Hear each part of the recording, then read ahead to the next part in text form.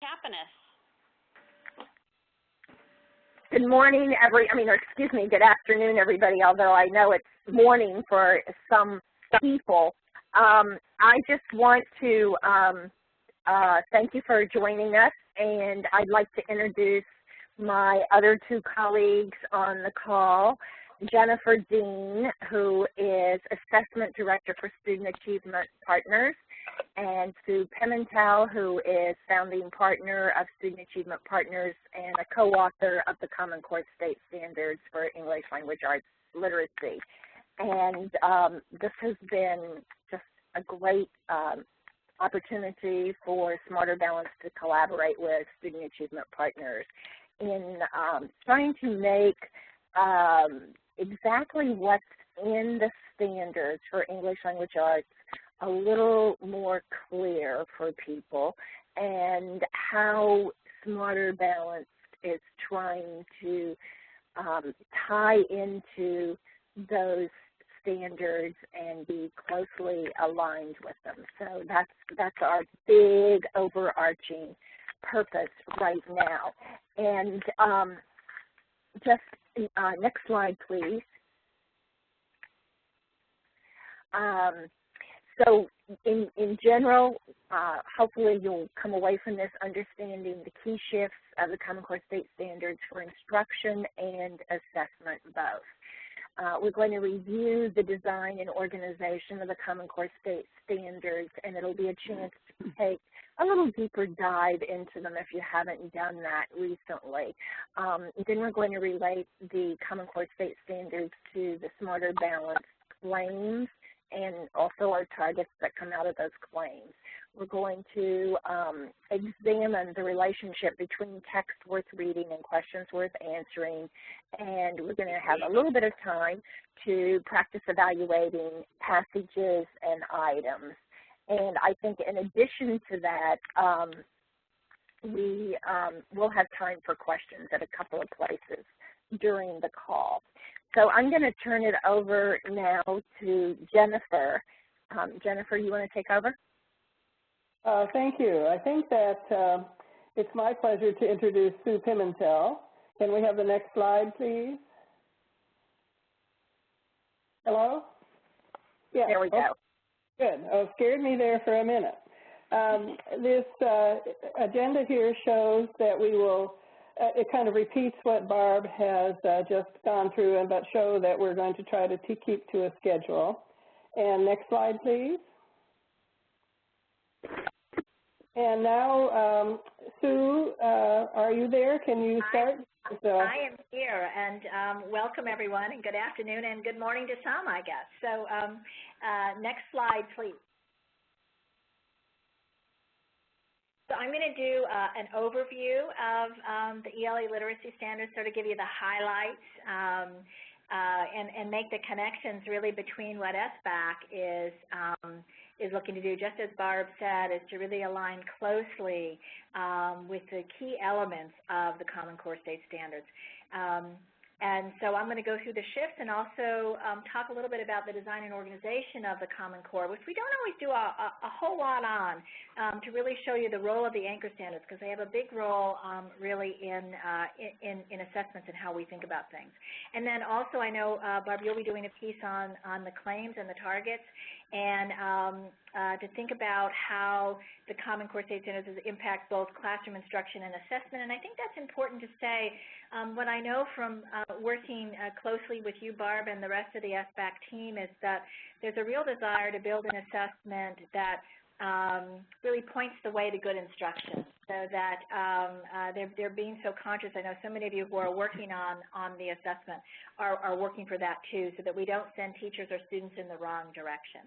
Next slide, please. So I'm going to review the key shifts by the Common Core State Standards. So next slide. So one of the things I hear when I move around, maybe less so now because the Common Core has been out for a little while, but gosh, you know, the Common Core sounds like what we've always been doing, you know. We've always been teaching and assessing, reading, writing, speaking, listening, and language. And they're not wrong about that. They're right about this. But how is it any different? How are the standards any different? Next slide, please. Just to go back a little bit, and I know many of you were probably involved in the making of the Common Core, so you remember these days. But one of the things that was different for me in this process, having worked on standards, before across the nation in various states, is that this process was evidence-based and research-based. So that meant that we were always going back to whether it was college surveys, surveys of college faculty, employer surveys, assessment results, research on reading, research from folks that have studied vocabulary. We always went back to say, when we got feedback in from folks as we were working and developing the standards, what really matters most for college and career readiness. Of course, we built on the best of the state standards. It would be silly to have started from scratch, and indeed we did not. So we always had those in hand. And while it's a little more complicated to do in English language arts than it is in mathematics, we also looked internationally to see what some of our high performer peers were doing, and took some of their work, and actually text complexity is one of them, where they were doing, many of the countries are doing a lot on. And then, of course, what we're always concerned with is making sure that we really do include rigorous skills and higher order skills that, we want our students to be thinking students by the time they leave us. So next slide, please. So I'm going to do a little bit more on the anchor standards in a bit, but I just, for those of you, maybe who are newer to the standards, to understand that there is a design element to the English language arts literacy standards that are important, and that is that there are a set of anchor standards, college and career ready anchor standards. There are 10 in reading, there are 10 in writing, there are 6 in speaking and listening, and 6 in language. And they really, it's the English language arts version of focus and coherence. As you hear about mathematics, the focus and coherence so important. Well, this is our version of that.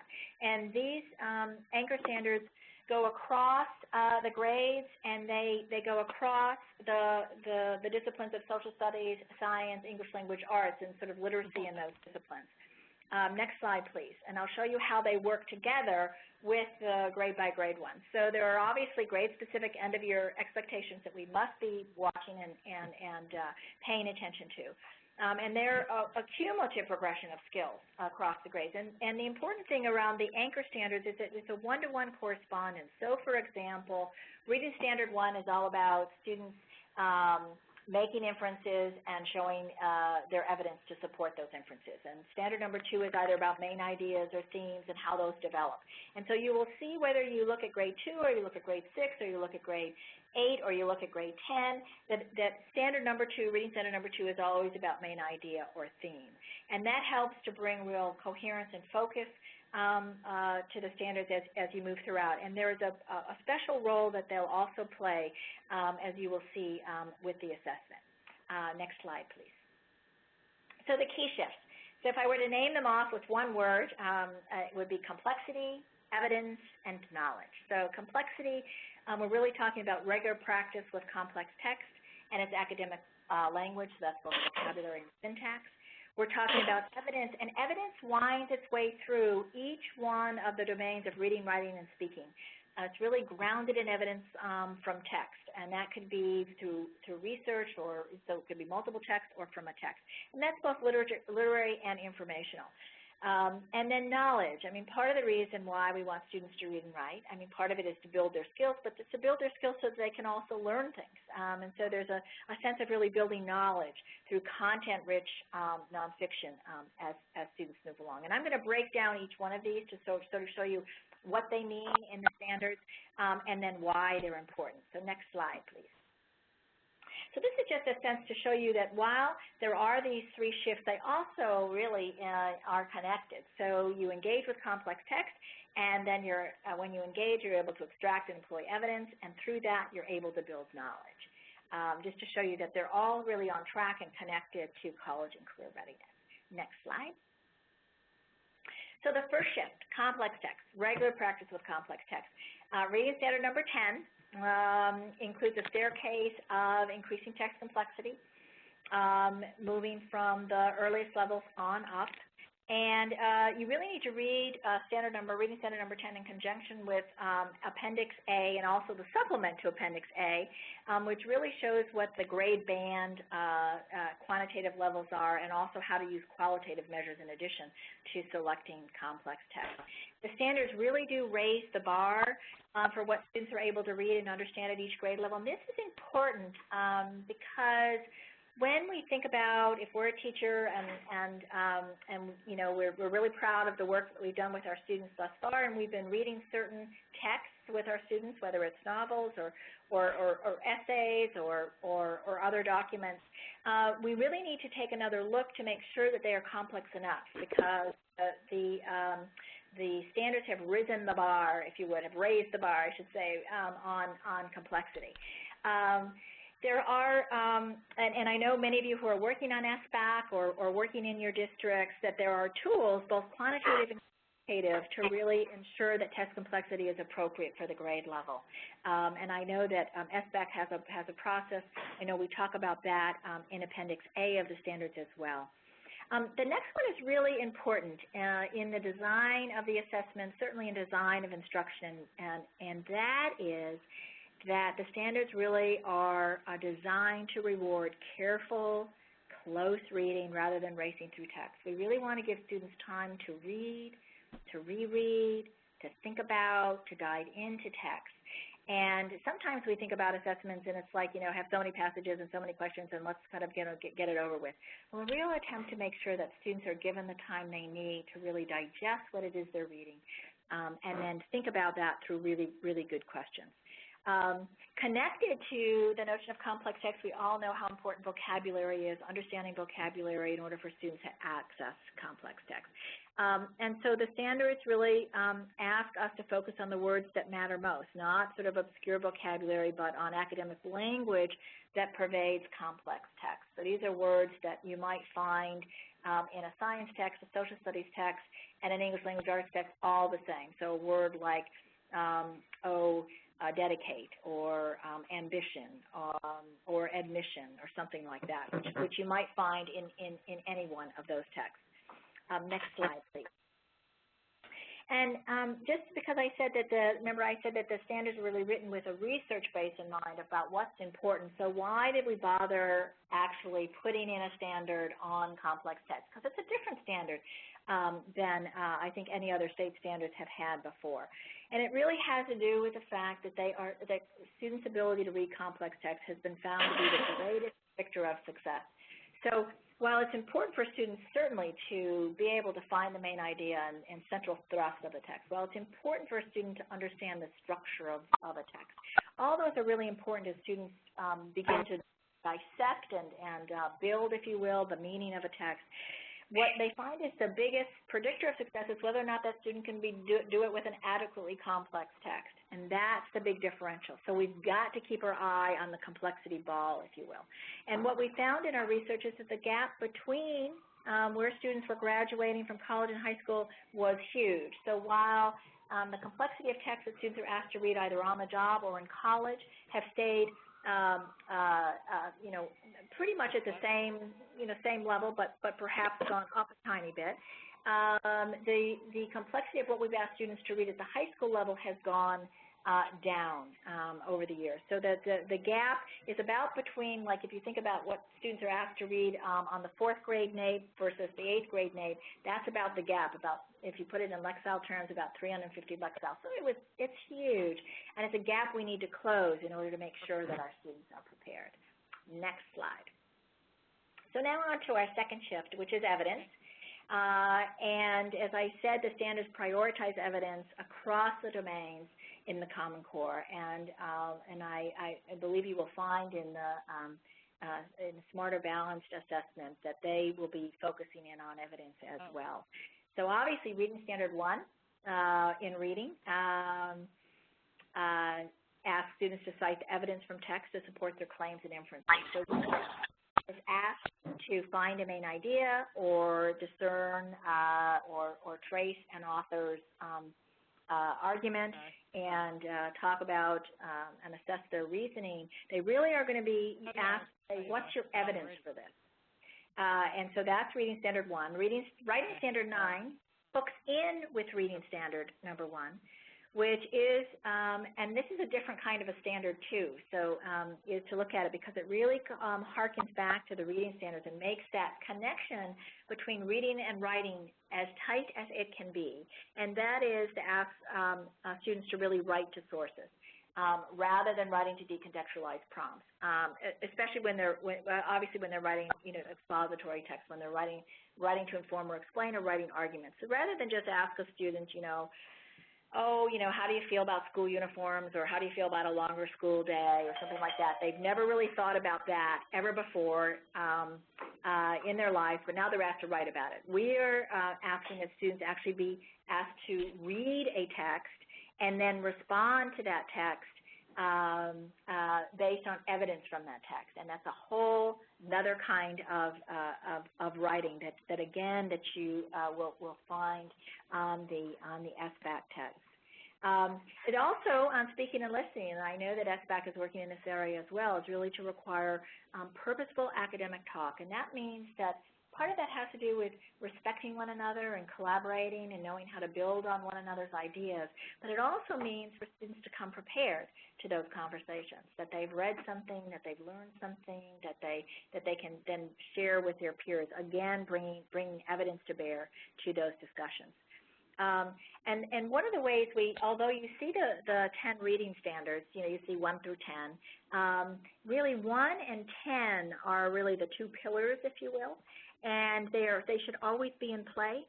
So when, as I said, you're looking at main idea or you're looking at the meaning of a vocabulary word, your students should be thinking about the evidence to support whatever inference they have just made about the meaning of that vocabulary word, how they've identified that main idea. So Reading Standard 1 and Reading Standard 10 are always in play, and then connect very closely with Writing Standard 9. Next slide, please. So I want to just I'm sure you've heard the words around about text-dependent questions, and sometimes there's a little bit of a misunderstanding about text-dependent questions. Sometimes when people first hear the word text-dependent or the phrase text-dependent questions, they go, oh, that means you ask me, what the color of the little girl's raincoat is in the story, even though it doesn't matter very much, and I can tell you it's orange, but who cares? That it's explicitly stated there, and that's what we're talking about. But really, text-dependent questions, for the most part, are really about asking students to draw logical inferences from the text. We want students to really follow the details of what's explicitly stated, and then when they make their inferences, that really squares with the evidence.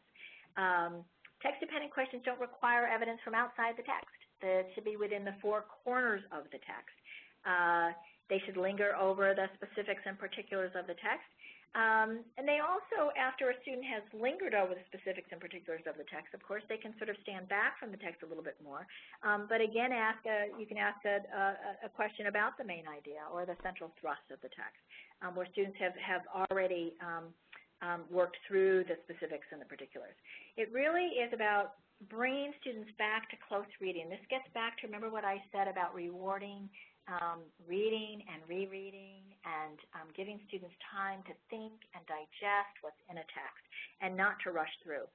So text-dependent questions are different from what we might call springboard questions that draw students away from the text. Now, this doesn't mean you couldn't ever ask a question, but what we're talking about is making sure that the questions instructionally, certainly, assessments have to really deal with the four corners of the text, but instructionally, that a springboard question might be something like, how does this text relate to your life, or what do you think of this text, or when did you have an adventure like this, that kind of thing, where we're relating it to our own lives, which means that when I have that kind of a question, immediately I go into my own adventure, I go into my own feelings, and I've stopped talking about what the author was talking about in his or her text.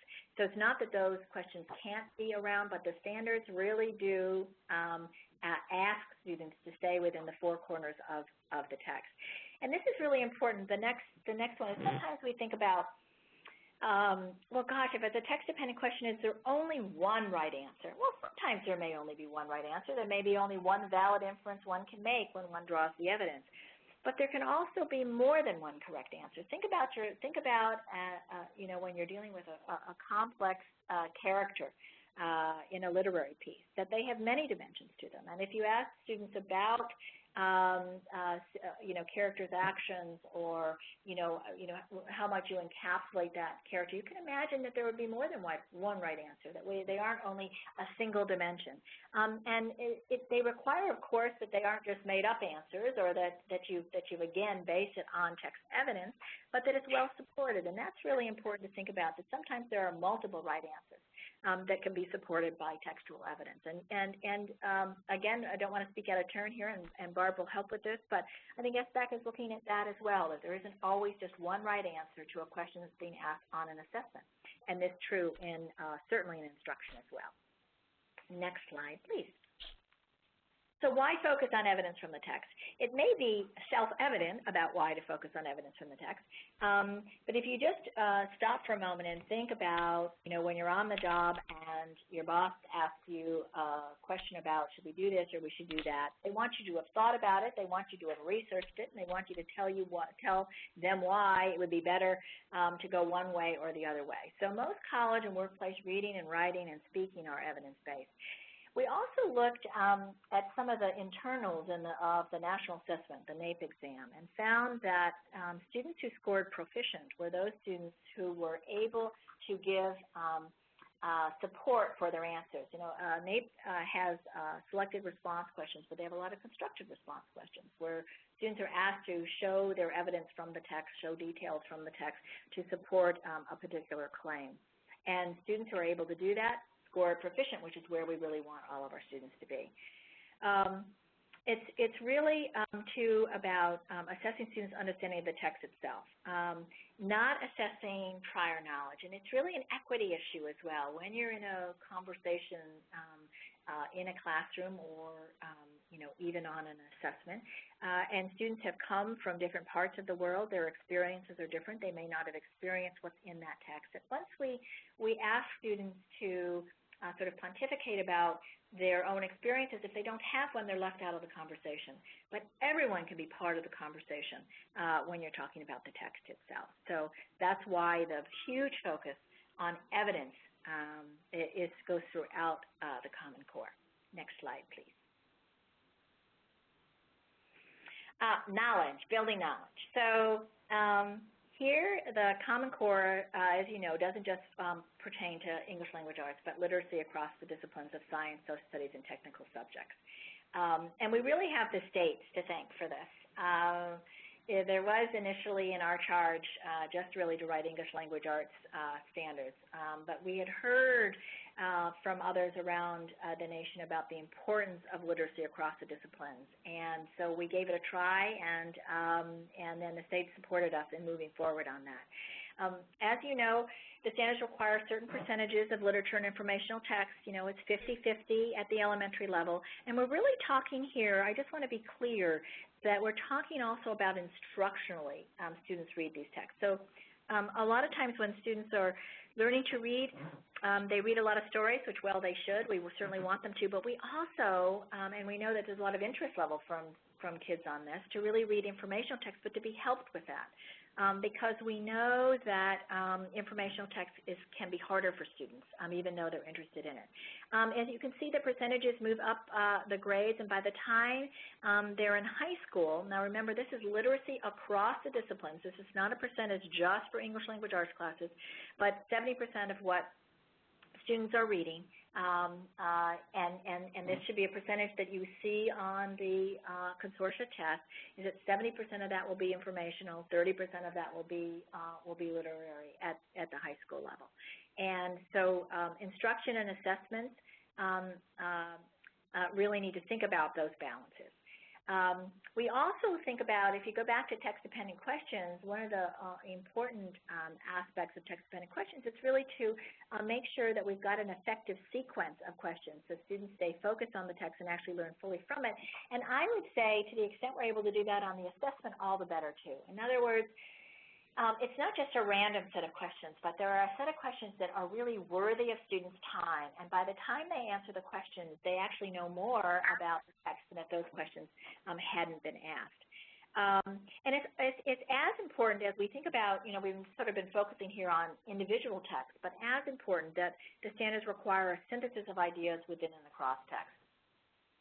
And that can be in any number of ways. If you look oftentimes at standard number 9, reading standard number 9, that often always asks for a comparison. There are other standards that do as well. And then there's this call for students to be involved in regular short research projects. So rather than that one big lofty project you did at the end of high school, that this is something that starts really as early as kindergarten, sort of shared research projects, and then students picking these up so that it's a regular part of what they do throughout the year, because that's the way we learn as well, and also asking students to think about their own questions and things that they're interested in as well, and asking them then to synthesize those ideas and then share those ideas with their friends and their peers. Next slide, please. So why did we include literacy across the disciplines?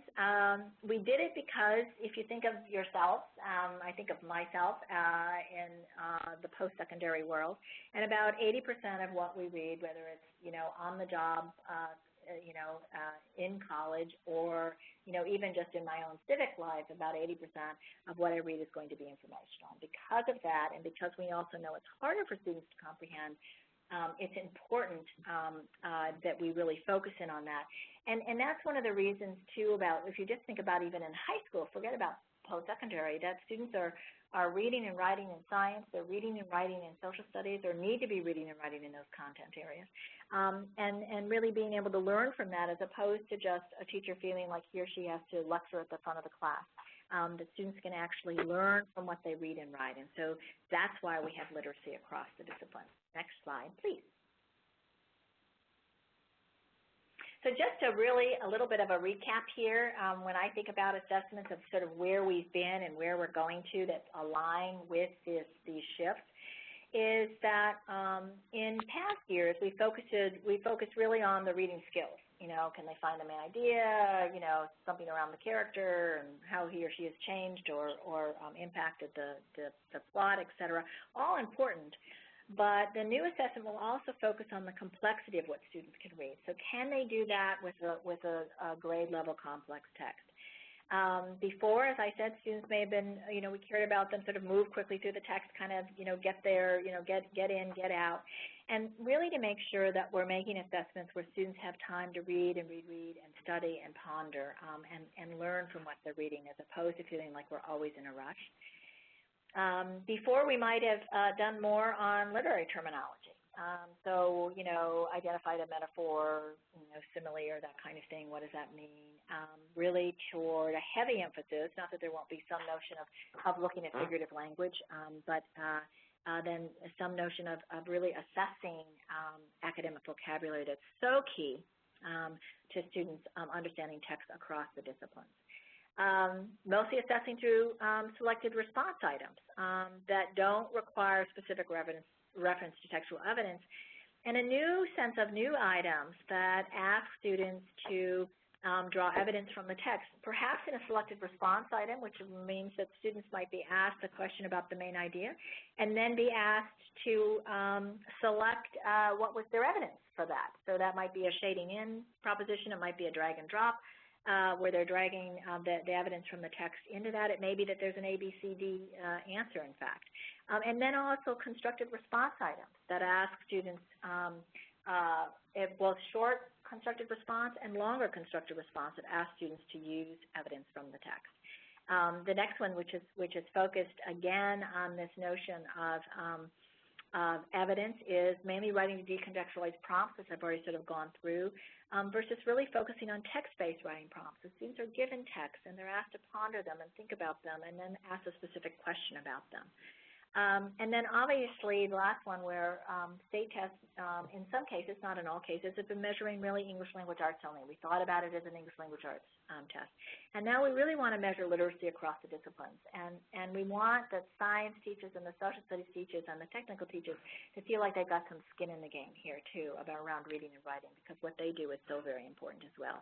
So those are sort of the huge implications I see sort of linking along with the shifts. And now we'll move to the next slide. So I just want to, remember I said I was going to go back to the anchor standards, so and sort of what their implications are, both for assessment and for instruction. So I just want to dig into this a little bit, because this is a question that has come up to us, so we wanted to be able to answer this for you as well. So next slide. So as I said, the anchor standards, the college and career ready anchor standards, they provide focus and coherence. And they go across the grades, and they go across the content areas. They're called college and career readiness anchor standards because they really are thought to be the goals of the English language arts literacy standards. Next slide. But I want to show you how these work.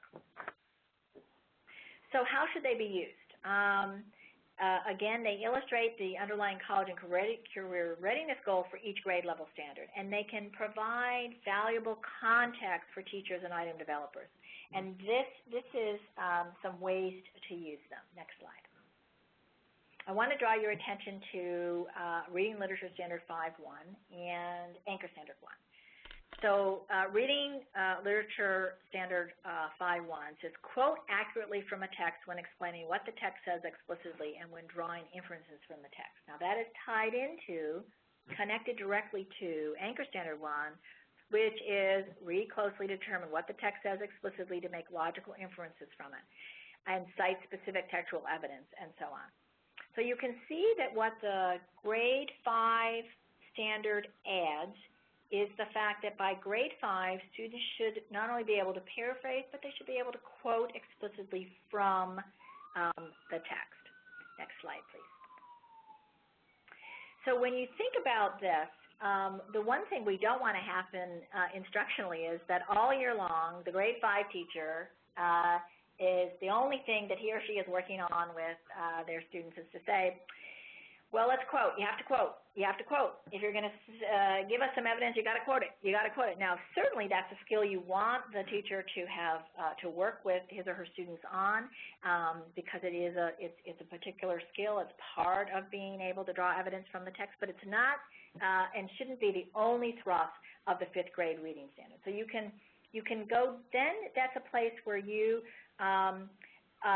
can work now in conjunction with the anchor standard to say what's the thrust of the anchor standard, which is what is about students being able to make valid inferences and using evidence. And a particular focus in grade 5 must be quoting accurately. But that isn't the whole of what we want students to be doing. So it's a way for, whether it's on the assessment or it's in instruction, that it's part of what you want to do. But remember, we want Reading Standard 1 to go throughout Reading Standard 2 and through Reading Standard 9. You want them using it a lot. And so you don't want students to always just be limited to quoting accurately. It would become a bore, and it also wouldn't build students' muscles in other ways. Next slide, please. So when you think about the anchor standards, it's important to think about, and this has other implications, that the anchor standards, remember I said they go across reading standards for literature, and there are reading standards for informational text, there are reading standards for literacy and history and social studies, and there are reading standards for literacy and science and technical subjects. And the anchor standards sort of go across all of those reading standards, and they apply to them. Next slide, please. So what's interesting about that is that the anchor standards are meant to be used as license, if you will, for teachers and for test developers to be able to ask questions from any one of the 4 sets of the reading standards for any given text. So if you had a science passage, for instance, and you would likely start, I would likely start with the science and technical standards. Are there something here in the reading standards that feel particularly apt to this text? It's sort of, the text is sort of begging to ask this question. But I might also go to the informational text standards under English Language Arts Literacy and say, well, maybe there's something here that I would rather ask about. Think about a social studies text. Think about a great speech. And think about, well, I may want to use the social studies, history social studies standards, but I also might want to go into the English Language Arts standards, which might ask me to pay more attention to the rhetoric and the style, or how the argument has been composed. And so this is a license to really say the text needs to rule here, and you have several sets of standards from which to work in order to make sure that you're getting to what you want to get to with respect to that particular text. Next slide, please. So how should they be used? So for assessments, whether that's in the classroom, it's formative, summative, you do want to align with the grade level standards. So here's where I've got to turn the car again, sort of tweak the wheel again, which is to say the anchor standards give us coherence and focus. Remember the grade 5 example, which was you have a specific grade level standard. You want to attend to that grade level specific, but you also want to be able to feel like you can use the broader standard. You don't want to do the opposite, which is ignore the grade level specific and only use the college and career ready level anchor standard. And part of that is because remember, if these anchor standards go across literature and informational text, they go across the different domains and disciplines, that you can imagine that the way they're written has to be more general. Important goals and can give you the thrust, but you wouldn't want to just align either to the anchor standards all by themselves, whether or not, and not bother looking at the grade level specifics.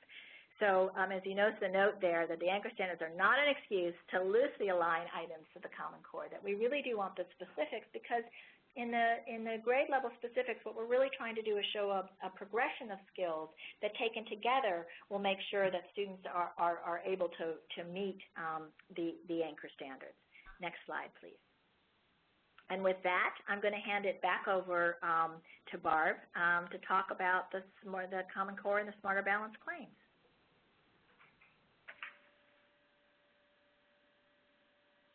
Oops, just remember to turn off the mute here. What I'd like to do now is talk about how these relate to the Smarter Balanced Claims and targets, and to think about how through that, they can influence instruction. So first of all, if you'll go to the next slide, please. And next slide. Actually, if you put them all on, we don't have to roll them out like that. I just assume, yeah, great, thanks. That way, if people want to take notes or anything, they can see it. So the domain that when we get ready to design our assessments, we have to look first of all at the domain, which is in this case the Common Core standards for literacy. And then we make content-specific claims, and you'll see those in a minute, but content-specific claims for English language arts and for math. There's 4 in each.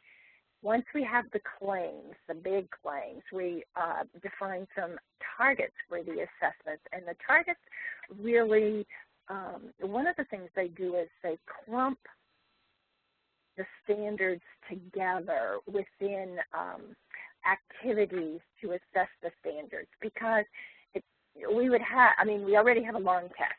We would have a test that would last for weeks, probably, if we were trying to get enough data on every single standard. But in addition to that, when you look at the standards, you see they're related. So if you're teaching or assessing one standard, most of the time, you're also addressing some other standards too. Certainly, if you're asking kids to, gather information from multiple texts in order to write or speak knowledgeably about a topic, there's a whole slew of the other standards that are involved in that. So again, we need to take a look at that, and the assessment targets help us do that. Then we define the evidence that is required. What are we going to ask students to do to show us that they can do this? And this becomes really an interesting piece as we try to sort of split hairs sometimes about whether we're asking kids to choose or select a response from something that's given, which is identifying it, or whether we want them to actually construct a response, build their own response to it. And then we have task models that are in our content and item specifications, but mainly in the item specifications. But at this point, Smarter Balanced did those item specifications way back in the spring. And now we've been through the development of lots of items, and we've had lots of questions arise, so that we're in the process of rethinking some of the models based on, one, the realities of time and resources, and two, how do we really want to get the best information or best evidence about what kids can do, and sort of give kids the best opportunities to demonstrate their learning. And then we have the development of items or performance tasks, and I'll talk a little bit about our sample in just a minute. Next slide, please. All right, these are the 4 claims for English language arts, and they're big. So there's all of reading in claim 1, and you can just sum it up with one word, reading. But it's not just reading. It's students can read closely and analytically to comprehend a range of increasingly complex literary and informational texts, reading, literary, and informational text. So that suggests not just being able to tell you what color her dress was in the passage, but really looking closely and analyzing while you do it, so that even key details require some analysis to sort of pick them out and link them to conclusions. Claim 2 is the writing claim. Students can produce effective and well-grounded writing for a range of purposes and audiences. And you see that well-grounded there because Sue talked about asking students to use evidence and information in their writing, not just to sort of write to a context that somebody made up that might have it might not have any relationship to their own experiences. Then claim 3, students can employ effective speaking and listening skills for a range of purposes and audiences. And right now, Smarter Balanced is only looking at listening. And even that is an interesting challenge because a lot of people have not tried to take on the challenge of assessing listening comprehension, and we're trying to sort out, students' listening comprehension from their sort of short-term memory capacity, which can really, as some of you know, interfere with kids' auditory comprehension. And we want to make sure that we aren't trying to measure listening comprehension, and what we're getting is really an indication of some students' auditory processing limitations. So that's a challenge there.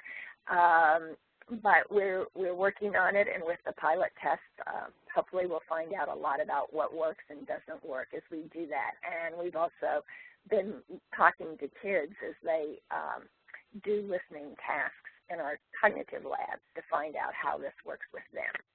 Claim 4 is students can engage in research inquiry to investigate topics and to analyze, integrate, and present information. So especially, as kids move toward being able to read that informational text that Sue was talking about and pull the evidence from across the text. This is what this particularly looks at. Next slide, please. So I'm not going to read all of this, but the targets really refer to specific standards that come within underneath the target. And we have test blueprints that sort of outline what the targets are for each grade level. And the target, just like the standards, you can pull the thread through from the anchor standard all the way across the grade levels to, to what fifth graders do for that anchor standard and so forth. The targets work the same way, so that you will see target 1, which is key details. You'll see that all the way across the grades, but how we deal with that will vary from grade to grade. And each assessment target is accompanied by related standards. So we always, always, always go to the standards.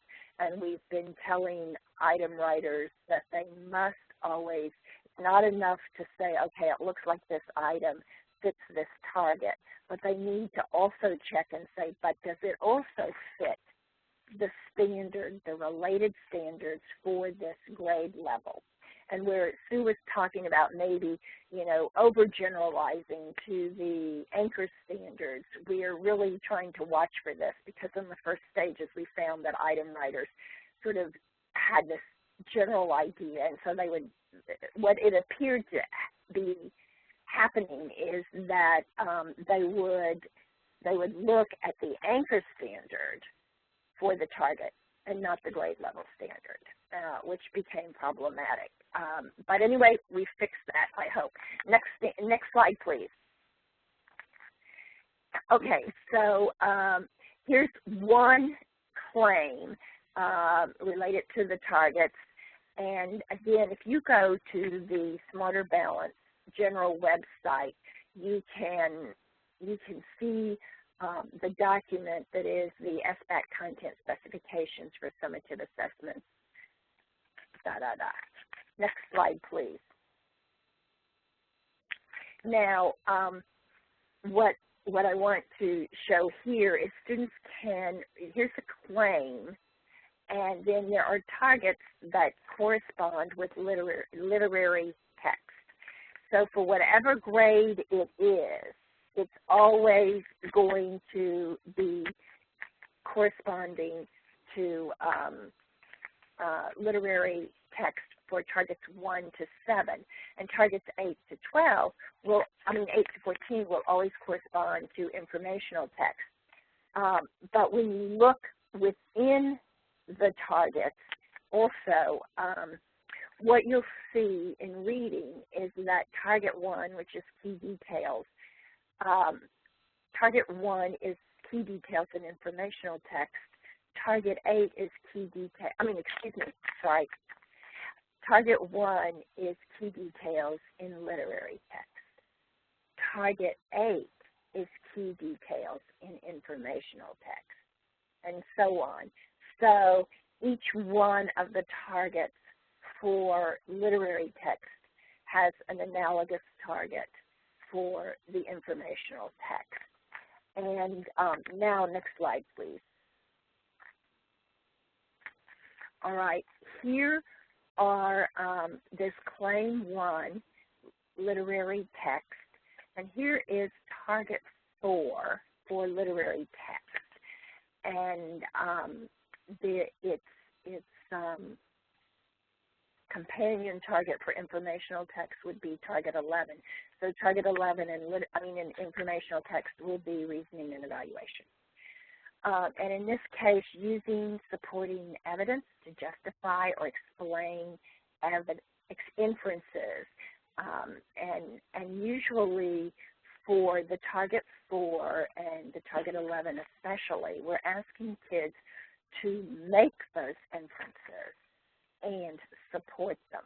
Whereas in target 1 and target 8, which are key details, we will usually give them an inference and then ask them to provide the details that support the inference. So target 4 is kind of a different way of dealing with. So both of them require close reading. Both of them require going back to the text.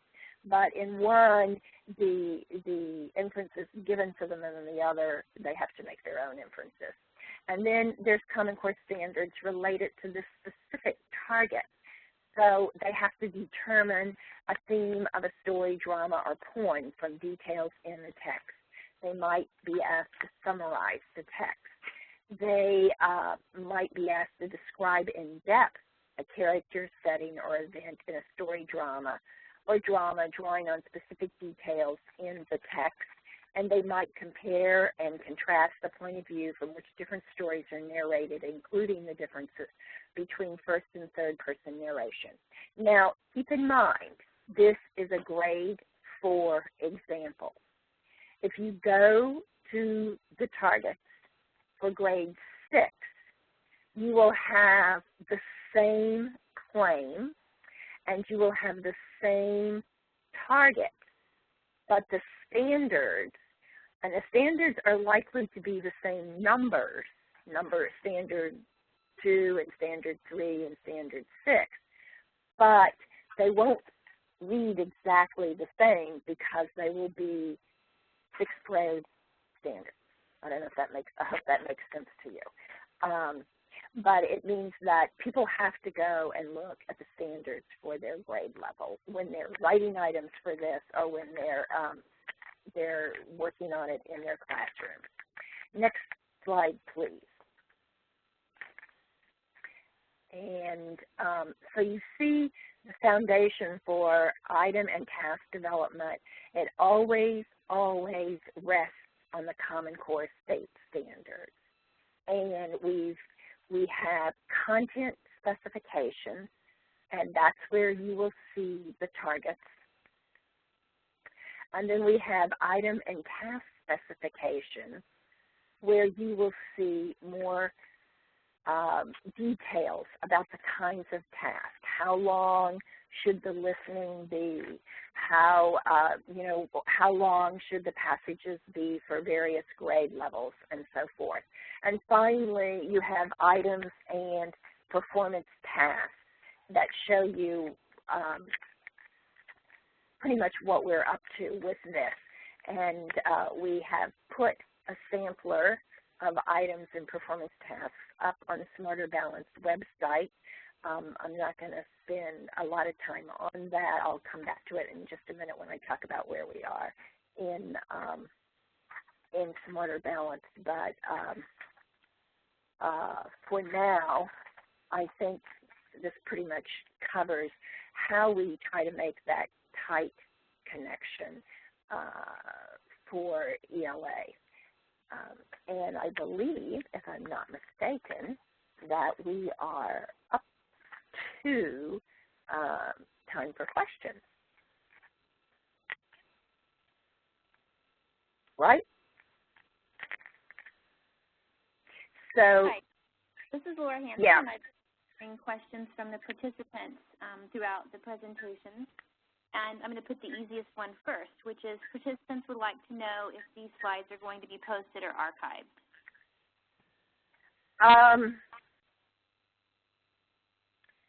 We will post them with the rest of the webinar. Okay. Second question is, one of the teachers would like to know clarification on who exactly at the secondary level is responsible for teaching the literary standards and or the lit standards for history, science, the technical subjects. And two-part question really, after you establish the responsibility for teaching the standards, this individual wants to know if there are going to be separate sets of standards for science, social studies, and other content areas eventually. Great question. Do you want me to go ahead? Let me start, and then you can add on this one. But I would say that we need the English language arts people will be responsible for the standards that relate to literary reading. And they will probably also work on some of the informational text standards, because part of the study of literature is to get information about authors or their works or their themes and all of that, that body of writing about literature, especially as kids move to the upper grades. They not only read the literature, but they read what people say about the literature too. So there'll be some research pieces in that piece also.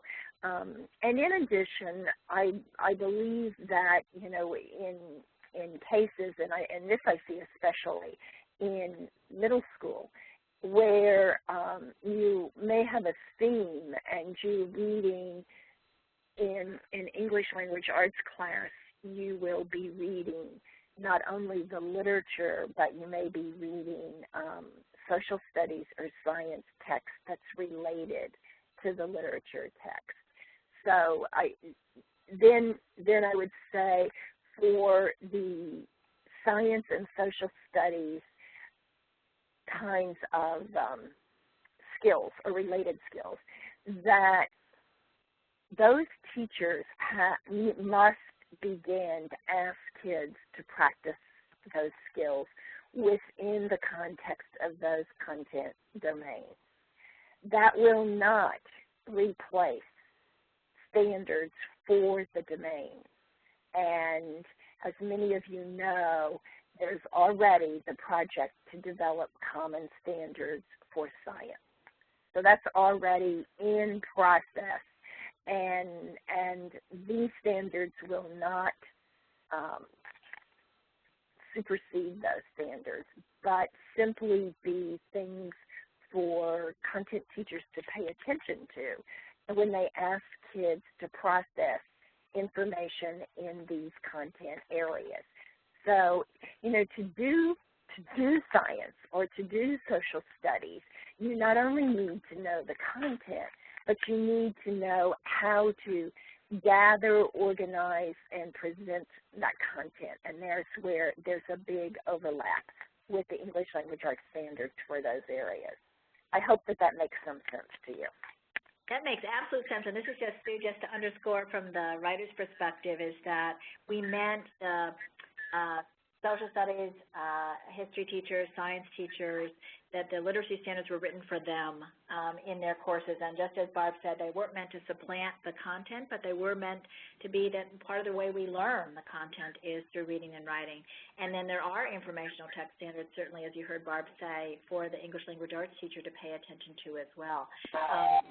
So they are, each one has a set to pay attention to in terms of informational text. Next question. Okay, sounds like we're ready for the next question.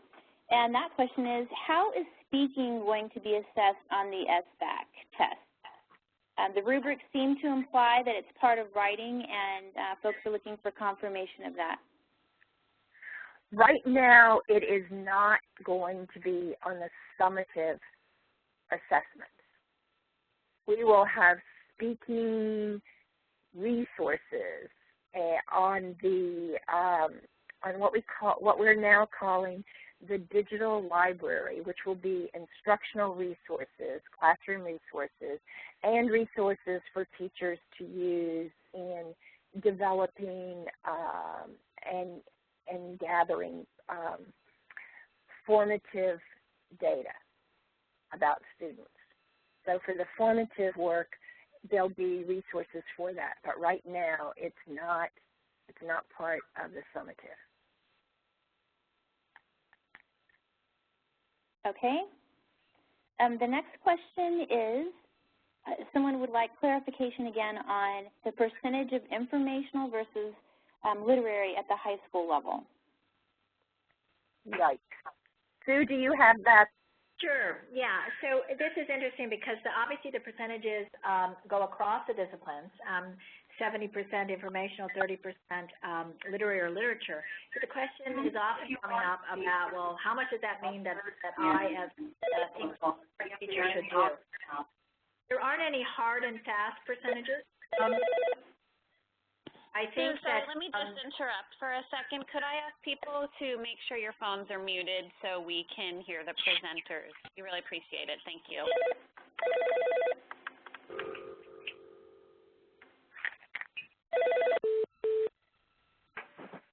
Are we okay? So what we've said, and I know that, you know, if you haven't read Tim Shanahan's blog on this, I recommend it as well, and Tim and I have been in touch around this.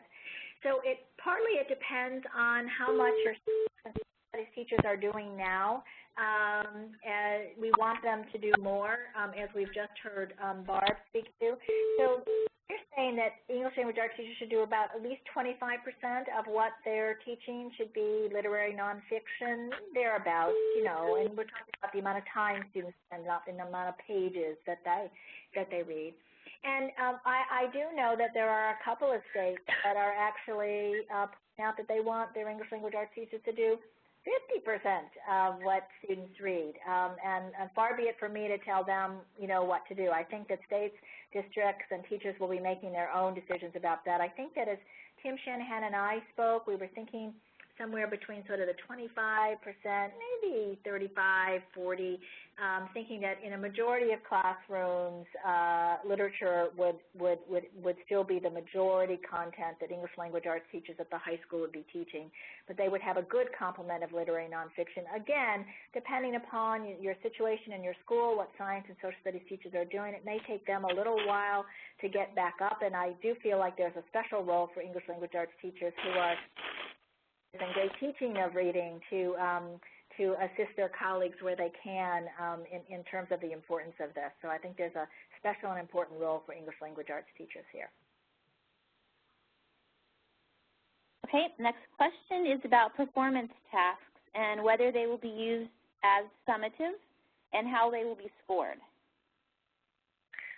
Great questions. The performance tasks right now, and you can see 3 model performance tasks on the Smarter Balanced website if you go to the item sampler. And at the moment, there are some things we're trying out. We have a big, and I'll talk about it in a minute, but we have a huge pilot test that is going to take place this spring. And out of that, did somebody do something? Okay, it's gone. I had feedback for a minute. Anyway, out of that pilot test, we will have data that will help us make decisions about things that we're sort of holding right now in advance. So, for example, we have a classroom activity that's part of the pilot test, that's part of the performance task. And right now for the pilot, half of those performance tasks will have that activity and half will not. And then we'll take a look at how that impacts kids' performance. Does it provide access for some kids who might not have it otherwise, or does it get in the way? Does it make all the kids' responses look the same? So we have to take a look at that and figure that out. Right now, the performance task consists of a class, well, in some cases, the classroom activity. Other cases, you move into the task. You're given a couple of resources to read, and then there are 3 questions that are for Claim 4 research, and those are to be scored with artificial intelligence, and they really focus on how a reader looks at these texts as sources of information and either the reliability and usability of the information in those sources. Then there are, and in some cases after that, there may be some additional places to go for information. For example, in the 11th grade sample task, we give students websites to go to. It's a selected group of websites that they can go to gather additional information about the topic. And then they're asked to produce a piece of extended writing for a very specific purpose and audience. And so it's set up as a scenario. And right now, the plan for the pilot would be to score some of those with AI and some of those with human scorers. And we have to see how all of that works out and what we have with it. There's evidently a lot of research about the reliability and usefulness and that, the application of AI to writing, and there's some differences in how it works with brief writes as well as longer writes. But at the point right now, for the for the performance tasks, some of those will be human scored, the long writes.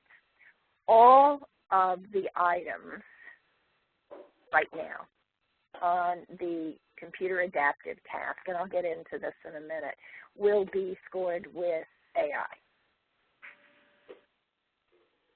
So I think that's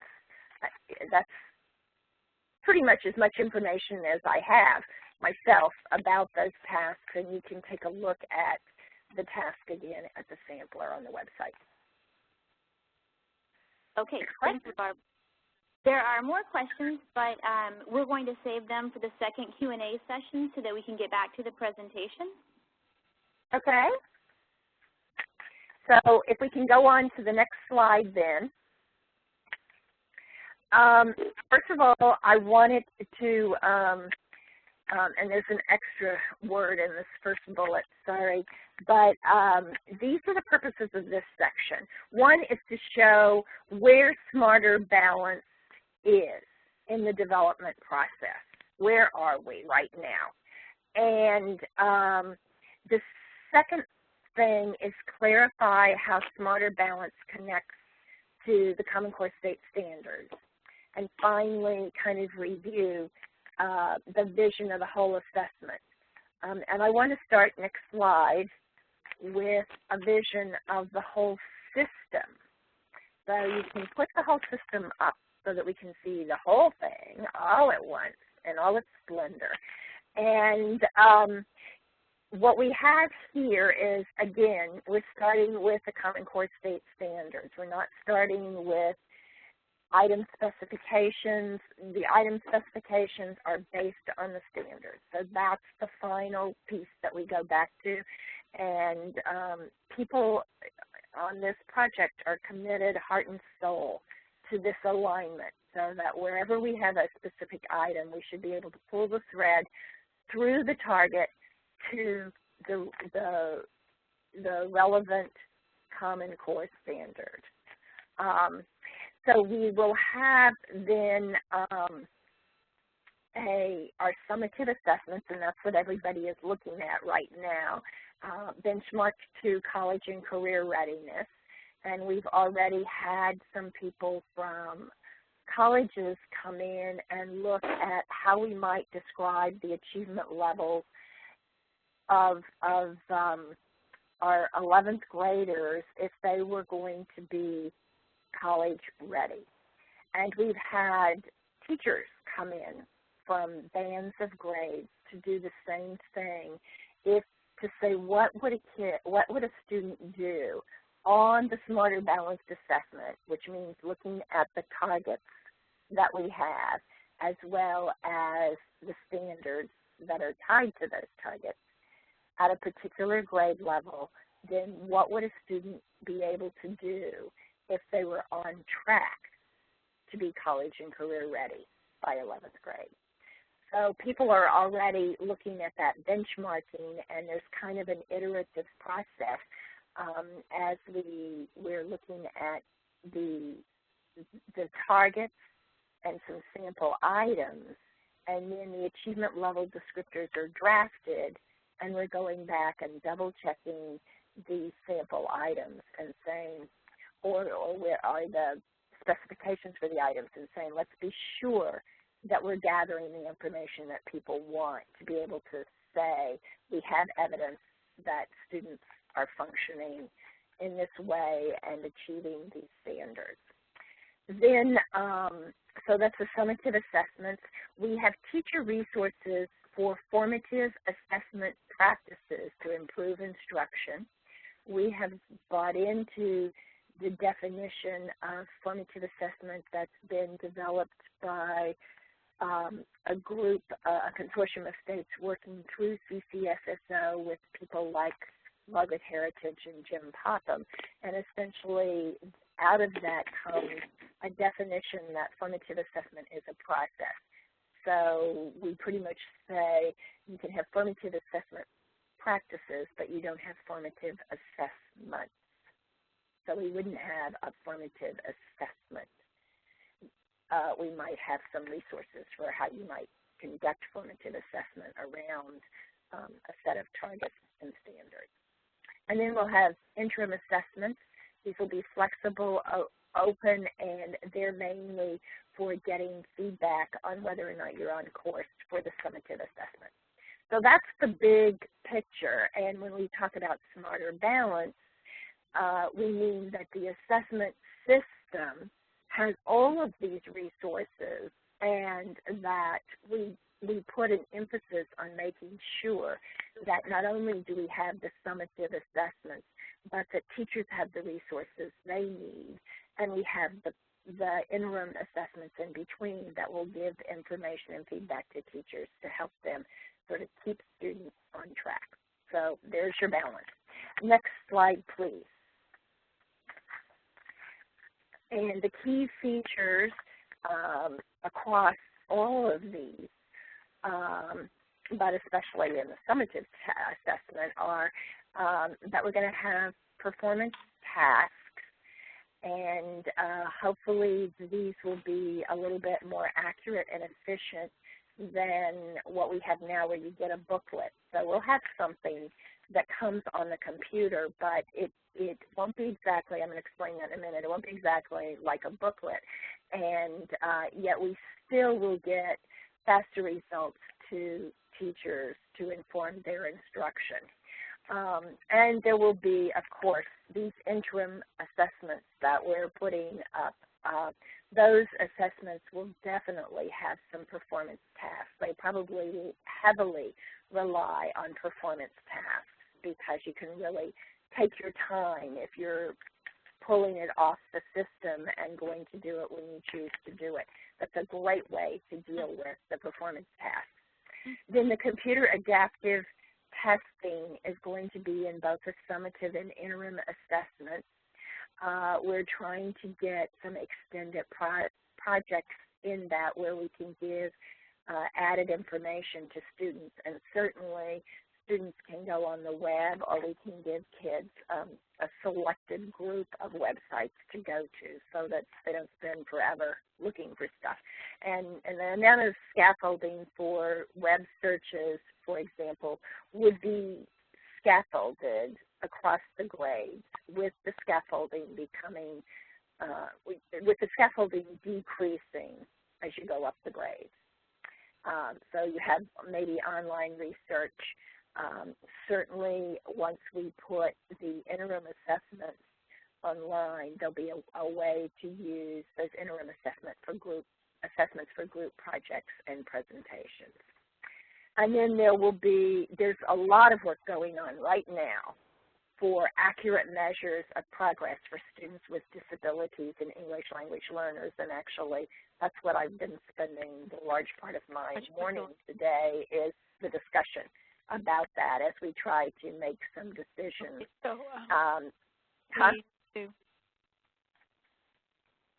What? I'm sorry. Anyway, and so we have some very high-level people on our advisory panels for that.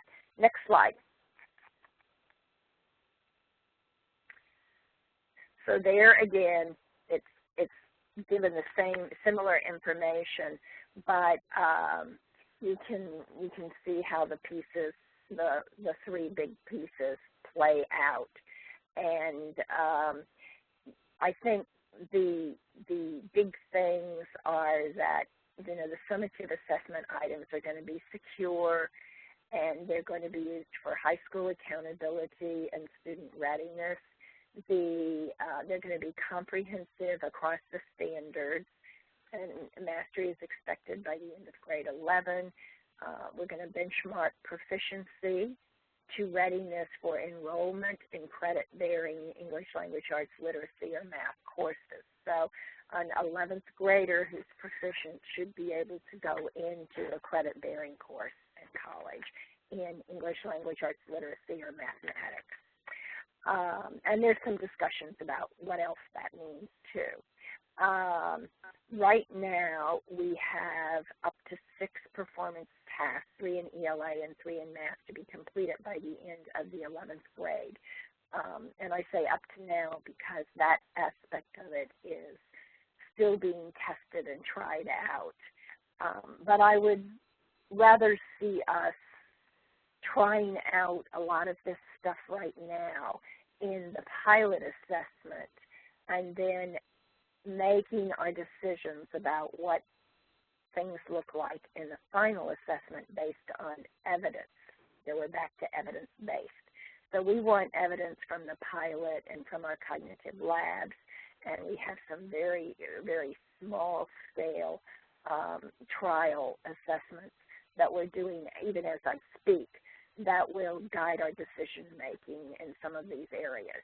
The optional interim assessments those will be non-secure, and the big purpose is monitoring progress.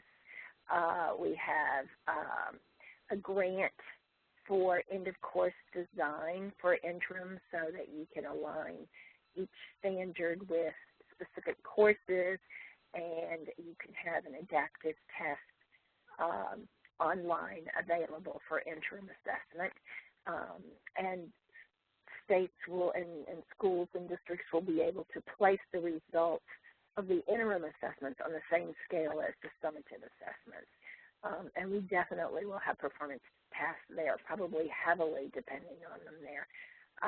And they'll be optional for the states, so separate thing. And then the formative assessment practices will have research based on demand resources for teachers. These, of course, will be aligned to Common Core. There's going to be a lot of professional development materials, and we're actually exploring how we can even deliver professional development online and through the web, much as we're doing right now. And then states have an option in terms of what they want to buy into for those pieces. Next slide, please. This is to remind you, and I know many of you in the states know this, but I also, having been a State Department person, I know that not everybody sees all of this, but here's the timeline in terms of item development up to the pilot test this spring. So we've developed the claims, we've developed item task specification, and those are both in terms of developing the targets, which are in the content specs, and then the specific specifications. And the review guidelines, we've developed training modules and trained item reviewers and item writers. We've had some educators in some of our governing states actually beginning to write items in tasks. We've tried out items in cognitive labs, and the small-scale trials just began about, I think it was a week ago. We're moving along fast at what it may look like a slow pace to some people, but it's breakneck for those of us riding on the train. Our sample items were available last month online, and again, a pilot test is coming up. Next slide. If you go to the sample items, we developed these because people kept saying, what is this going to look like?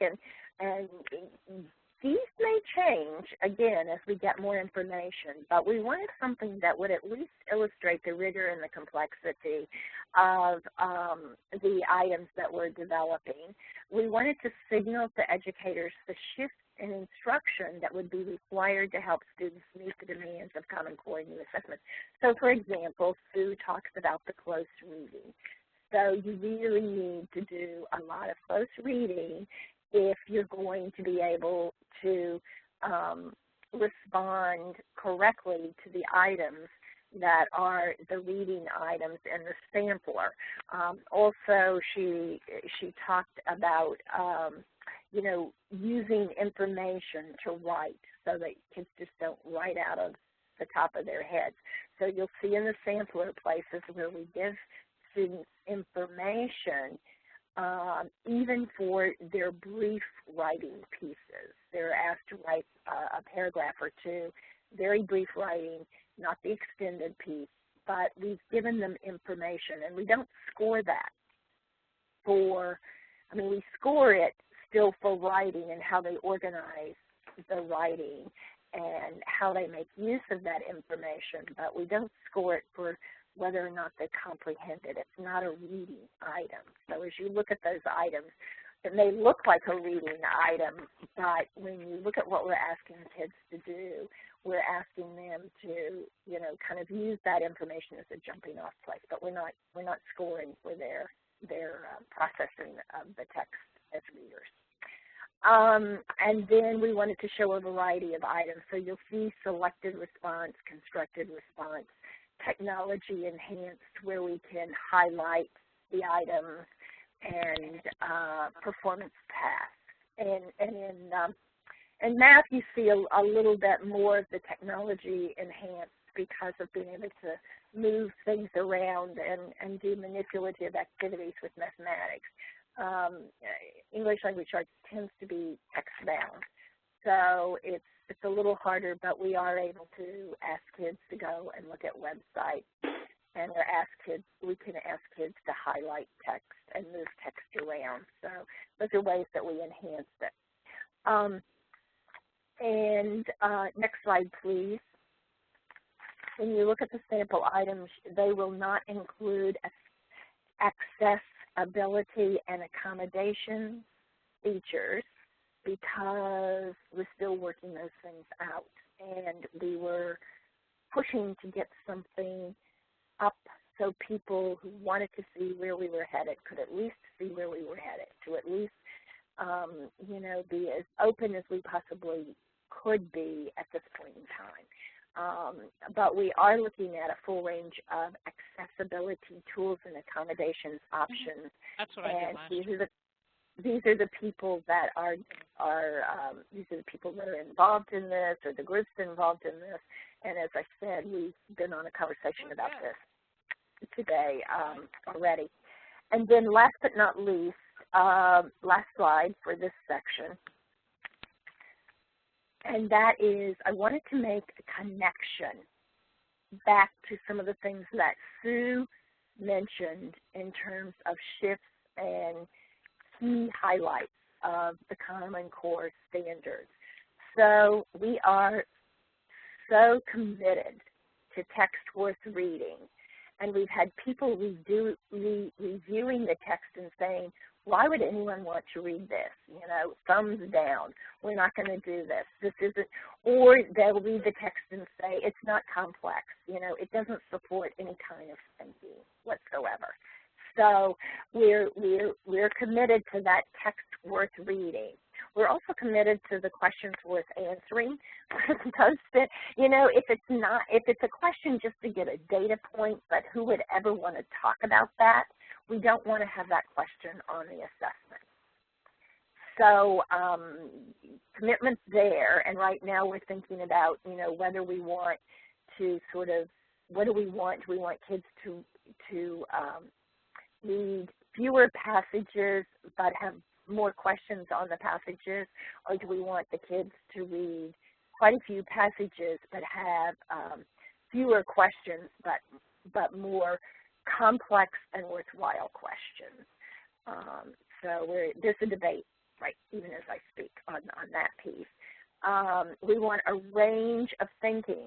So we mark the depth of knowledge level for every single item. We have suggested depth of knowledge levels for the targets, and so and frequently there's a spread of possibilities there, but we want to know what kind of depth of processing or depth of knowledge are we asking for students, and we want to look across the items on a passage and across the items for a grade level and make sure that we're covering a range of thinking. We want real 21st century context, and so when you look at the performance tasks and even some of the brief, when you look at the brief write task also, we're trying to make them something that students at each specific grade level can relate to, but also something that's related to what people are going to be doing in the 21st century. They're untimed, And we're thinking, I mean, we design them with a time frame in mind, but the bottom line is it is not planned that we'll say, okay, time's up, put your pencils down or shut down your computers. That really we believe that kids need time for the deep thinking and to revisit the text, and you can't do that if you have a time constraint on it. And they're contextualized writing with requirements to use information from multiple texts. And again, a range of domains for these contexts. So you will see passages from politics, from science, from economics, from social studies, from a whole range of areas that students might,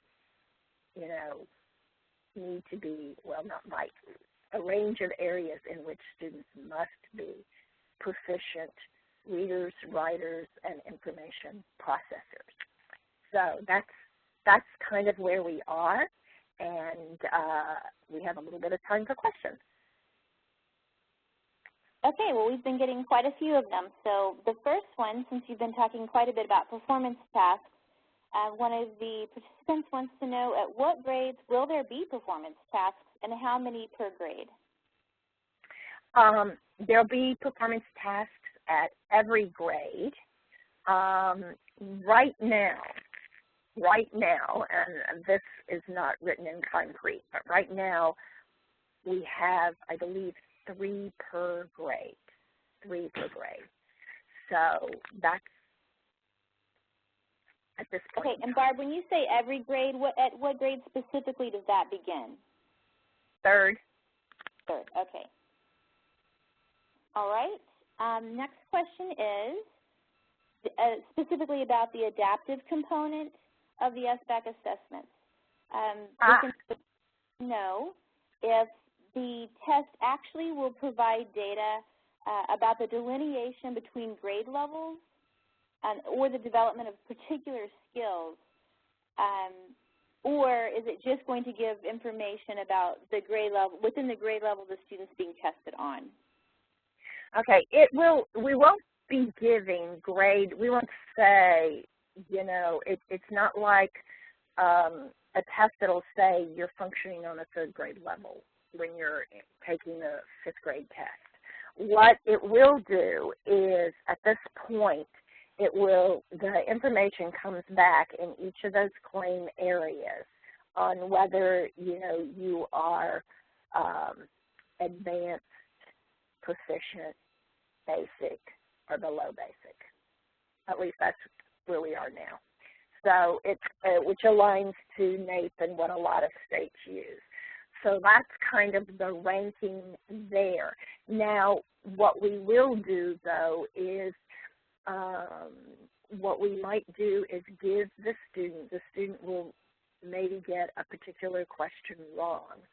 So we can give the student another question in the domain, in the claim field that would either require a lower depth of knowledge or might provide more scaffolding for the student. So, for example, and this was much of the discussion in the achievement level descriptors meeting, but on the sampler, the 4th grade text is, it's called, anyway, it's about grandma and where she got her name. And one of the items gives the kid a selection of the text again. So they see the text, this excerpt from the text, and they're asked to pick 3 details that support a particular inference. And a couple of interesting things about that is, one is we've provided scaffolding because the amount of text, there's research that indicates that the amount of text that the kid has to read or search has a major impact on how well they do on questions. So by giving the kids that selection or excerpt, we're able to narrow it down and they don't have to search through the whole story for that information. So that makes it easier. But while I'm on that item, I need to say, Sue, this isn't to that question, but Sue talked about not having one right answer. And in that case, there's 4 different details. So the kids only pick 3. So they'll see, different kids will see different details as being supportive, but all 4 are correct in whatever combination. But anyway, that's scaffolding, so we could ask that question at a more difficult level without giving them the excerpt. Or we could ask another question that is similar but just narrows down their choices or in terms of what they select, so that same kind of question, for example, the same question I described where they go in and get the details from the text. Instead, we might ask them to pick one detail that supports that out of a list of 4, with the other 3 being distractors. So, different ways of doing that, and we can make those, the computer will have a logarithm that will let it make those decisions. Okay, speaking that of gives you it. I'm sorry? Yeah? Speaking of adaptive, because the scores will, in theory, come back quicker than they have in the past, Wait. I can't hear the first part. So say the first part again. Okay. Because of the computer adaptive nature of the assessments, the scores will come back more quickly than they have in the past. And so people want to know if that means that students can retake, specifically high school students, could retake shortly after the results were delivered in order to meet their graduation requirements. For the 11th grade, for sure, there will be a retake mechanism. I can't tell you exactly what it's going to be, because that's going to be a policy decision that will be made by all the governing states together.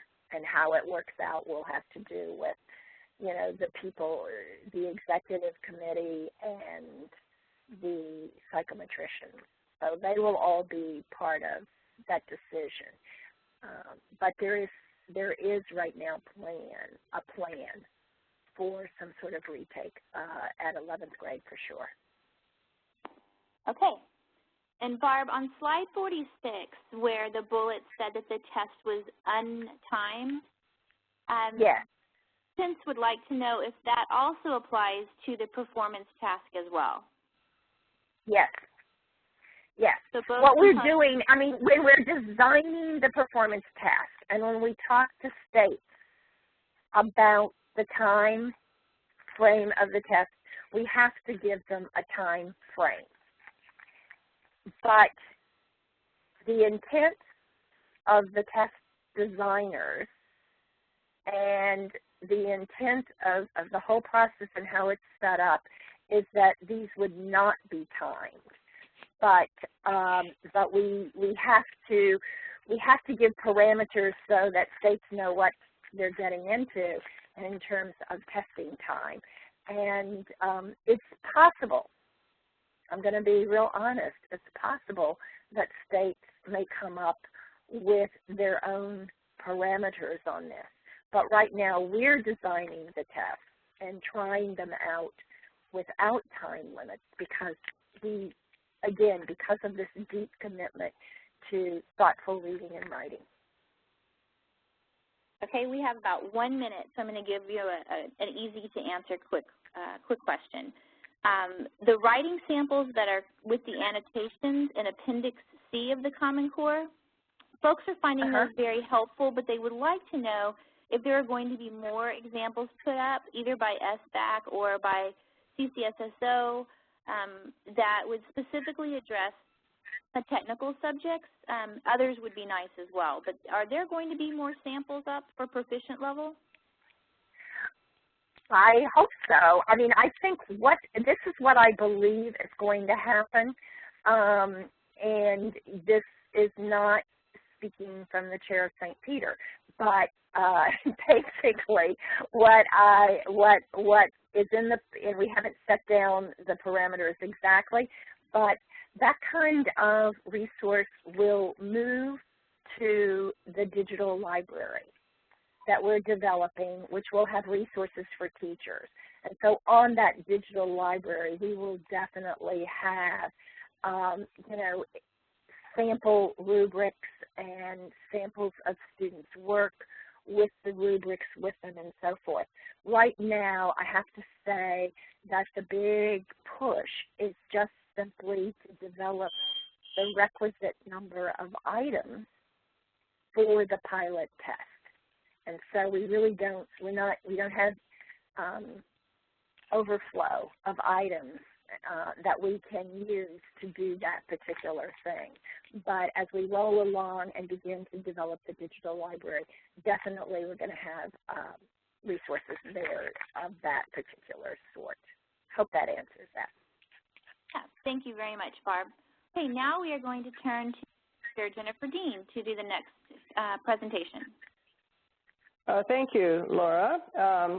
In this last section of the webinar, we'll be taking a closer look at some passages and some items in terms of both instruction and assessment. Remember that Sue said that assessment should point the way to good instruction, and a major focus of the Common Core is that assessments should be based on and similar to instructional practice. They should be valuable use of students' time because of reflecting classroom practice, as I said. So we'll be looking at what makes texts and questions worth reading, and worth answering. And the first thing to recognize is that we're talking, as Sue indicated, about the complexity of texts and getting texts at the right level of complexity. So we'll be talking a lot about that, what it is and how we evaluate it. So you've anticipated my next slide. That's great. Thank you.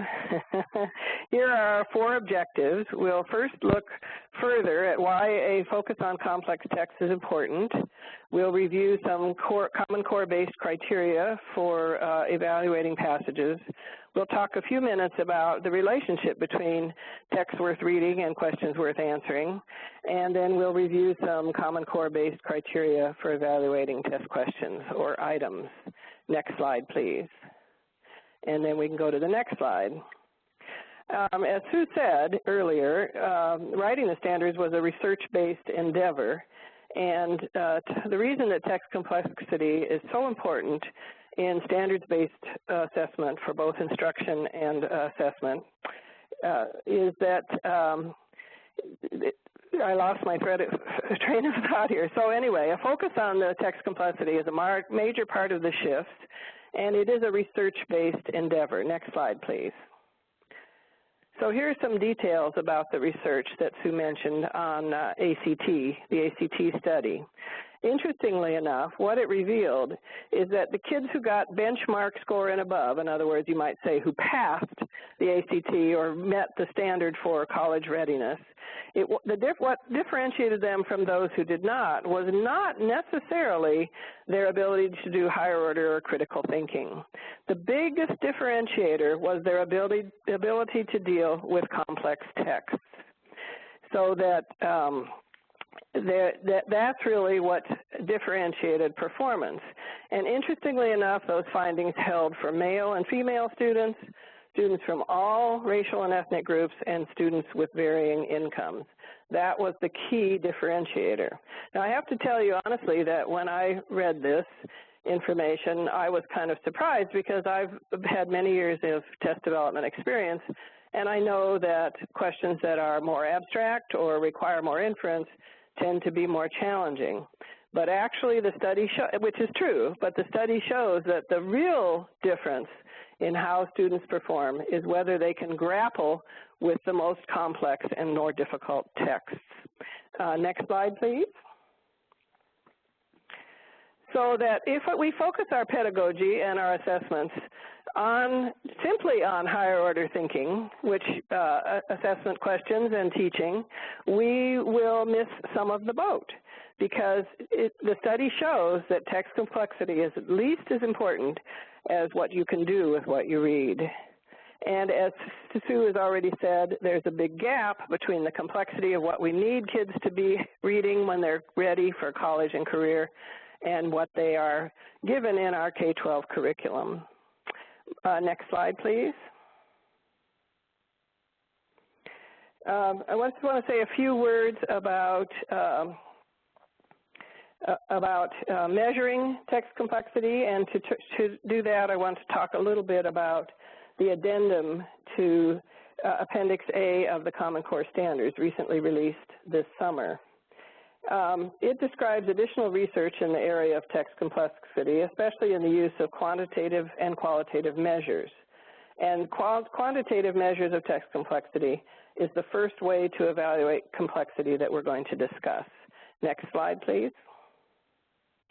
So in the addendum to Appendix A, 3 key points emerged.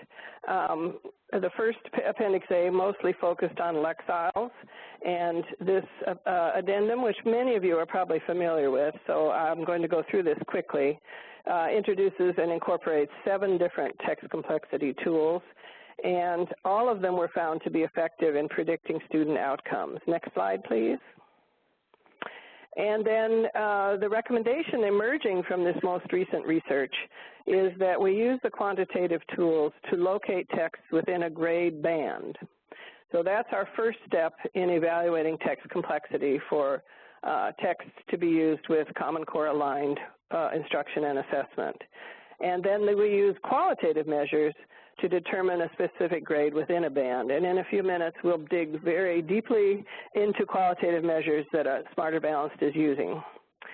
So, but a little note is, note 3, drama and poetry, as many of you I'm sure already know, are a bit resistant to evaluation by these quantitative tools because they have different formats and the tools don't do a good job with them.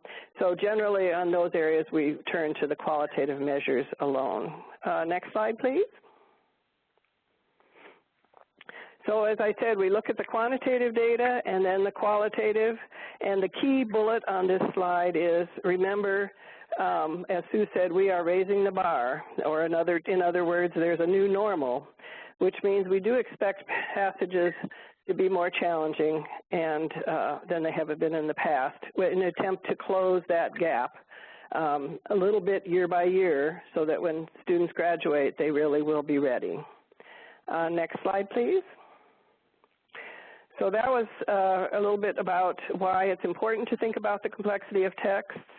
Now we want to, and a little bit about quantitative data. Now we'll move to some other criteria for evaluating passages and their complexity. So once we get text in the right grade level, to get text in the right grade level, we use the quantitative analysis and then the qualitative. And really there's a lot of wonderful information about qualitative analysis in the placemats that accompany the Smarter Balanced sample items on the web or on the regular website. And I'm sure everyone I'm talking to is familiar with that work. And so I'm just going to go very briefly over it just to ground us in that as we move forward. Next slide, please. So here's a picture of a section of the placemat, and you can see, I bet you can't read this really well, and there is a way to adjust the size of the screen that you're seeing at the bottom.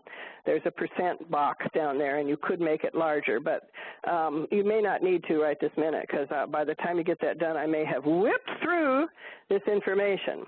But what I want you to see, please, from this slide is that there is not only some quantitative data in the upper right-hand corner, but also there are 4 main measures of qualitative analysis that come into play when we look at a text qualitatively and look at its complexity. Meaning and purpose, generally meaning focuses on literary text and purpose on informational. Text structure, language features, and knowledge demands. And think about knowledge demands, and I'm sure those of you who've looked at texts extensively, you understand what that is. That's really what does the student need to, what kind of references outside the text does the student need to bring into play? That isn't the same as prior knowledge that we try very much to avoid. The text should be, the questions that are asked about a text should pull information only from the text. But we all know that some texts are more challenging in terms of references than others. Next slide, please. Then we want to, once we've done the qualitative analysis of that kind, of what the text has in itself in those areas of purpose, structure, language demands, and knowledge demands, then we need to look at some criteria that derive specifically from the Common Core standards.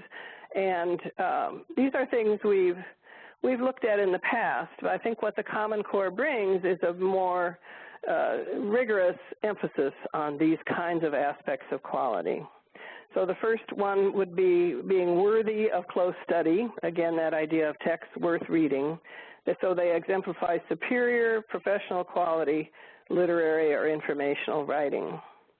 And the second is demonstrating coherence through the development of ideas, clear use of evidence details, and effective structure. And the third is that they reflect a professional editing process, mature use of syntax and diction, and polished and error-free. And the last one, if it's informational text, needs to be content-rich, as Sue had mentioned earlier, and factually accurate. And then there's a little parentheses here, and usually use non-narrative structures. And when you think about it, if all your informational texts always use narrative structures, you would not be challenging students sufficiently for college and career readiness.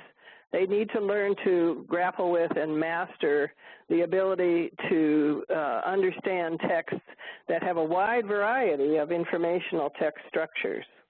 And so that's what that little parentheses means there. It's very important. Next slide, please. Okay, so now for a little bit of a, we'll call this hands-on activity, although that's always a dated word in this contemporary day and age. But we'll now read a passage and use those previous passage criteria to evaluate it for possible use on a smarter balanced assessment. So Amy, could you then bring up that speech? Here it is. And again, you can make this larger on your screen at the bottom. And wonderfully enough, you can control the scroll of this passage. So I'm going to give you a couple minutes. Well, I'm going to give you several minutes to read closely and linger fondly over this passage. And then come back in a couple minutes and we'll discuss its complexity.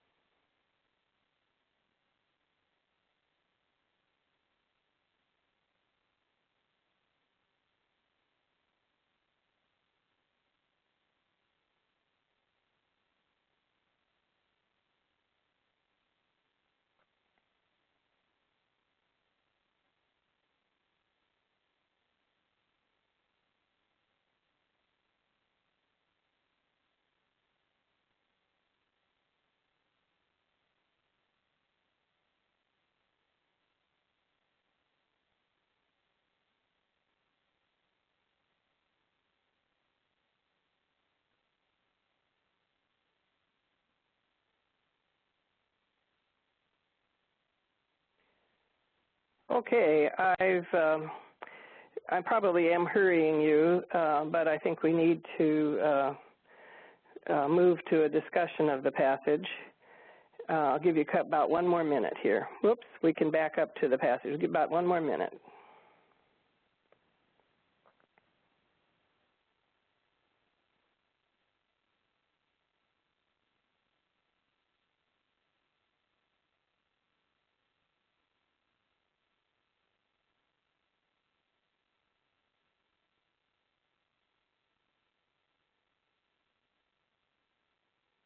Okay, thank you. Next slide, please. Now, I think if that, I'm sorry, previous slide, please. Oh, okay, now the next slide. I got a little, thank you. So here are the criteria by which we want to analyze this passage. And I would hasten to say that if this appeared on a test, we might give a little more lead-in than is given there to help with the knowledge demands. That would be up to the program, the decision of the people who are making the test. And so that might help a little bit with that area. Now, looking at this passage in terms of our criteria, these are the ones that you saw sooner. Now, so we're going to move to the next slide, and I'm going to give you our opinion of this passage, which is that we think it's a challenging, complex high school text. I should also say that we do have readabilities, the quantitative tools on this, which place it either at 10th grade or 11th grade. That's where the quantitative would. And then qualitatively, it's a challenging, complex text. We would probably, we're not going to give you a grade level right this minute, but I think we would call that at least moderately complex in most of those areas. Less so, interestingly, though, in the language demands.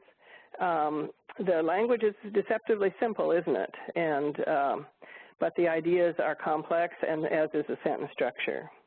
It certainly has well-developed ideas. It has a mature use of diction and syntax. And it's a bonus that it's a seminal U.S. document of historical and literary significance, which is, as you will recognize, I am quoting language from Standard Reading for Information, grades 9, 10, Standard 9. So we have deemed this a text worth reading. Next slide, please. So now we're going to talk a couple minutes about the relationship between this kind of text and questions that might be generated from it. Next slide. So another reason, we've talked about several reasons for complex text. Yet another reason, the third bullet on this slide, is that complex text better yields complex, high-quality items that are going to be aligned to the Common Core. Next slide. So those of you who have tried this item writing stuff, you will know already that if you start with a complex passage, you are better enabled to write complex, challenging items that allow for and demand, as the slide says, careful reading and analysis. And I don't know if you've ever had this experience, but I have many times, of sitting in front of a weak, thin text and thinking, okay, what am I going to ask? There just isn't much stuff there. So passages that lack complexity, whether fiction or nonfiction, are often very superficial. They don't have a full development of ideas, and they often create more questions in the mind of the reader than they answer. And you'll say, well, how did that event relate to the event preceding it? What is the reason that this happened next? And where did those intervening years go? Or something like, where's the evidence for that assertion? And so when you come across a passage like that, where it just leaves you scratching your head, you know that you're outside the range of acceptable text complexity.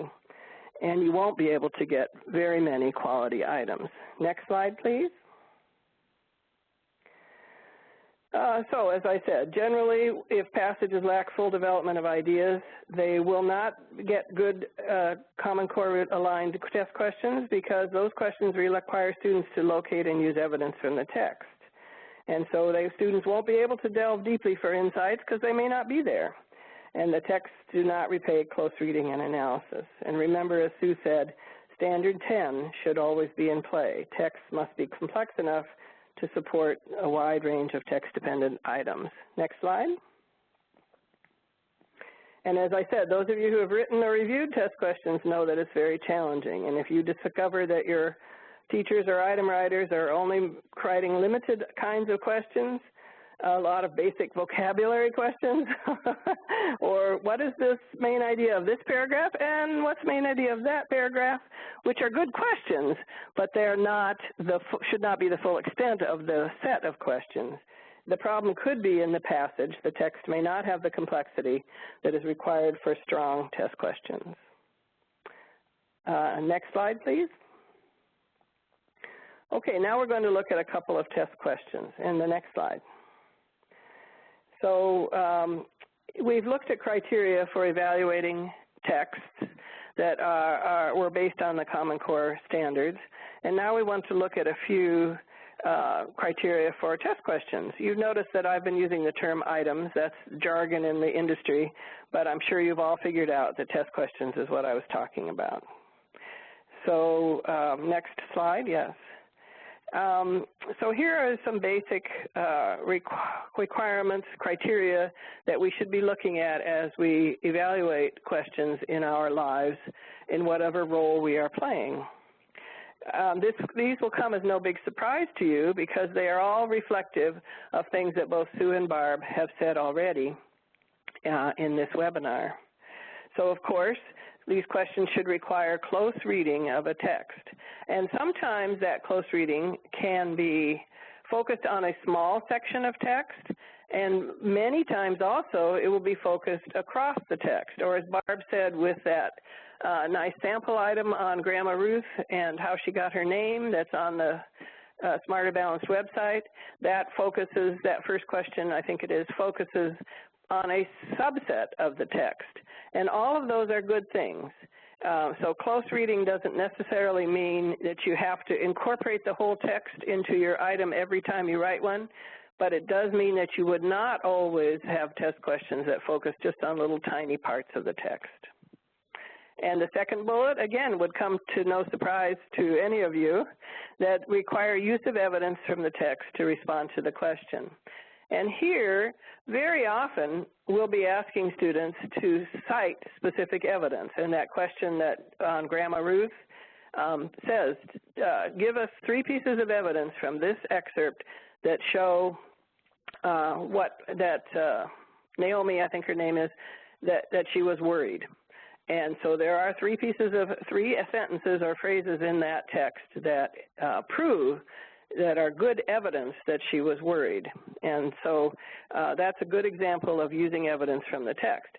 Another way that you can use evidence from the text in your test questions is that you make your own inference that in order to answer the question correctly, students had to delve into the text, read closely, and find evidence in support of the correct answer. So both approaches are correct. One is much more direct, and you know for sure that that student could find that evidence to support that inference. And sometimes you will give the student the inference, and sometimes the student develops the inference and then also cites evidence. That latter example is more likely to be some kind of constructive response. But all of that is good. Then, as we have said before, the items for use on a Common Core aligned assessment should be worthy of student attention, and this is what we're specifically talking about here, is delivering student insights about the text. Keeping students off the surface nibbling at the edges of the understanding of the text, but instead giving them an opportunity to show full, deep understanding of what the essence of the text is about. And I think this is a very big challenge for all of us, but it is absolutely something that we must strive for and achieve. Excuse me. Again, repeating what Sue talked about text dependency, and also usually text specific. It's ideal. I mean, it's perfectly fine to say what is the main idea or the central idea of this text. That's fine. But sometimes we can ask that same question using language from the text itself and making it a more interesting and a more pointed text-specific question. And this last bullet is, again, Barb and Sue have both talked about cognitive demand and alignment to the standards. And so it's great to use DOK and Bloom's. I think Smarter Balanced has decided to focus on the DOK levels, 1, 2, 3, 4. But note that the standards themselves require varying levels of cognitive complexity. If you can't always deal with the whole of every single standard in each individual question. So there is room in the standards for items of varied text complexity. Naturally, being very good standards, they're going to lean more toward the cognitively complex, and that is indeed what we want for our students. So that's a positive. Next slide, please. Continuing with bullet points that are criteria for Common Core aligned items. Some items, because they arise organically from the text, may address more than one standard. Usually there's one main standard for alignment, but the essence of other standards may be relevant and may be cited.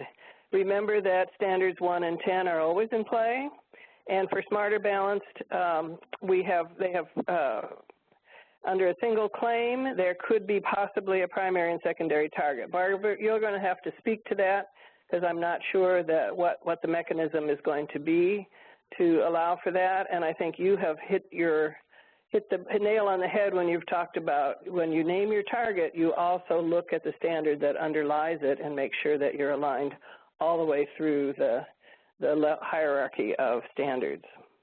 Also, ideally, an item should incorporate the language of the standards when possible.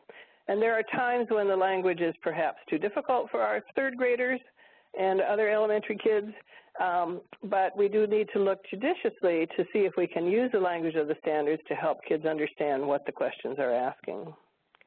Next slide, please. Aha, here's an item. And we're going to use the criteria to review the item, which is based on the Roosevelt speech we read earlier. Can you go to the next slide and just show us the, yes, so here are the criteria that we're going to look at. Close reading, use of evidence, worthy of student attention, delivering insights, text dependent, and maybe text-specific, cognitively complex, aligned to the targets and standards, and using the language of the standards. Could you back up now, please, to the test question? Thank you. So let's take a minute or so and read this test question.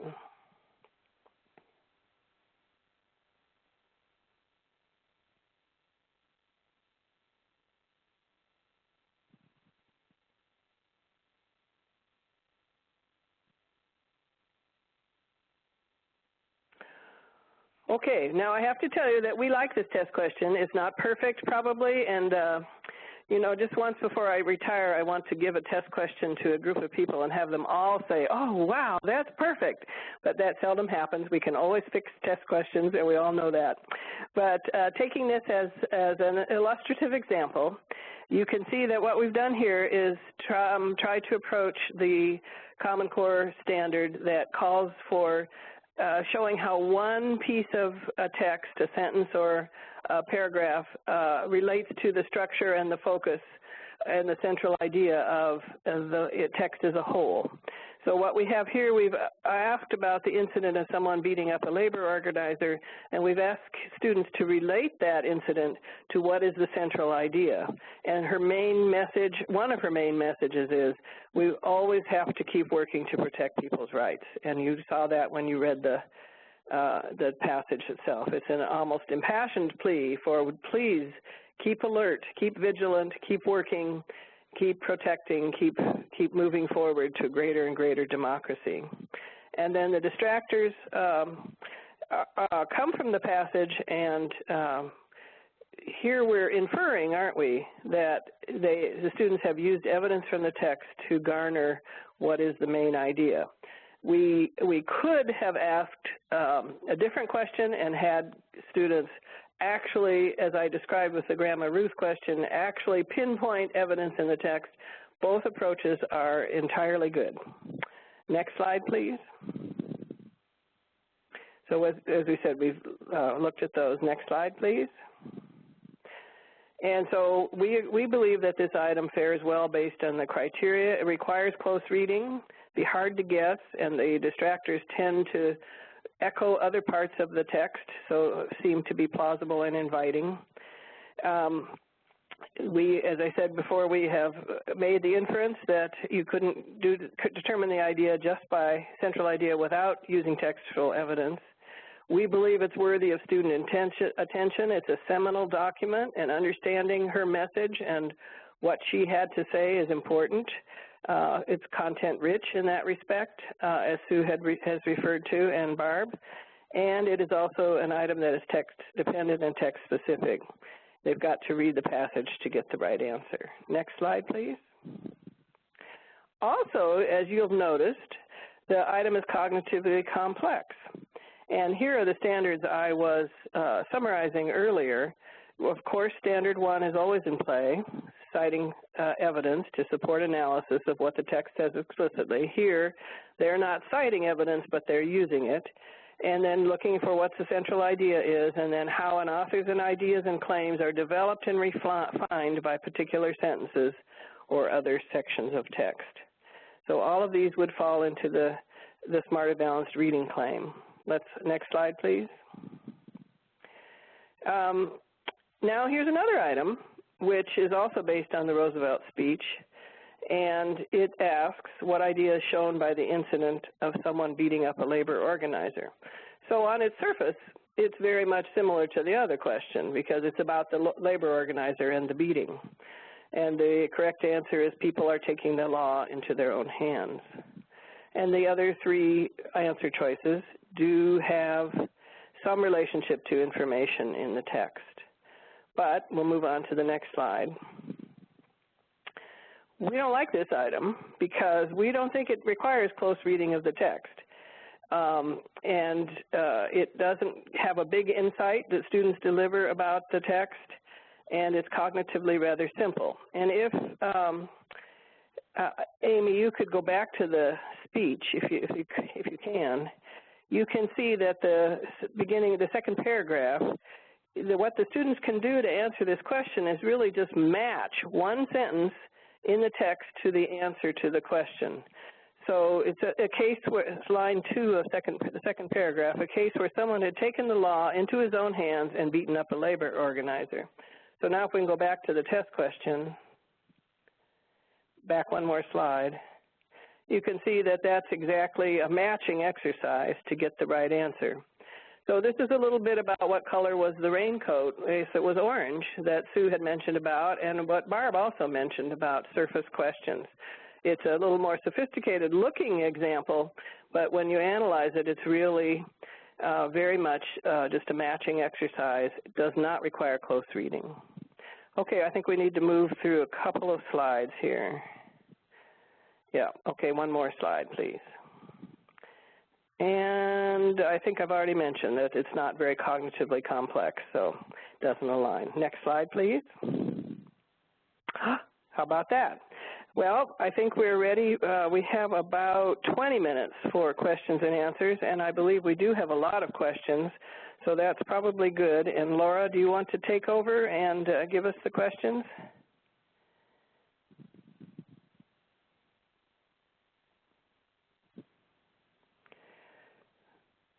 Hello?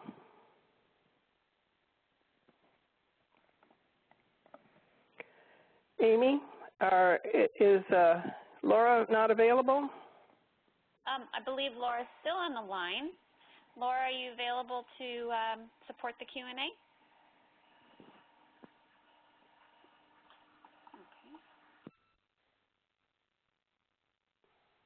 Well, I can pose one question that came in.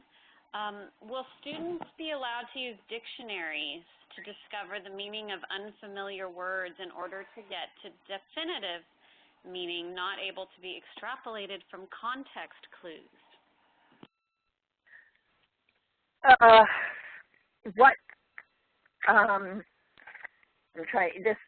We're still discussing what is available to students in terms of writing tools. And also in terms of accessibility, especially for ELL, English Language Learners.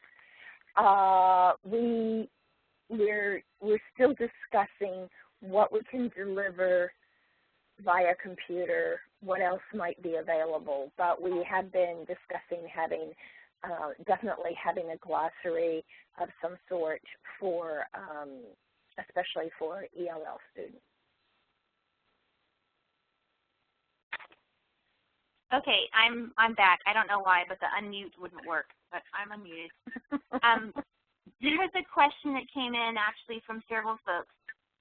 And Barb, this is about kids that are currently in the sophomore year of high school that are not receiving instruction in the Common Core, and how folks can help them prepare to pass these Common Core exams in 2015 when they're not currently really being exposed to the Common Core. Good question. I sincerely believe that if you are addressing the Common Core standards in your classes, in your high school classes, that your students will be prepared for other kinds of college exams, and they will be prepared to take on college work.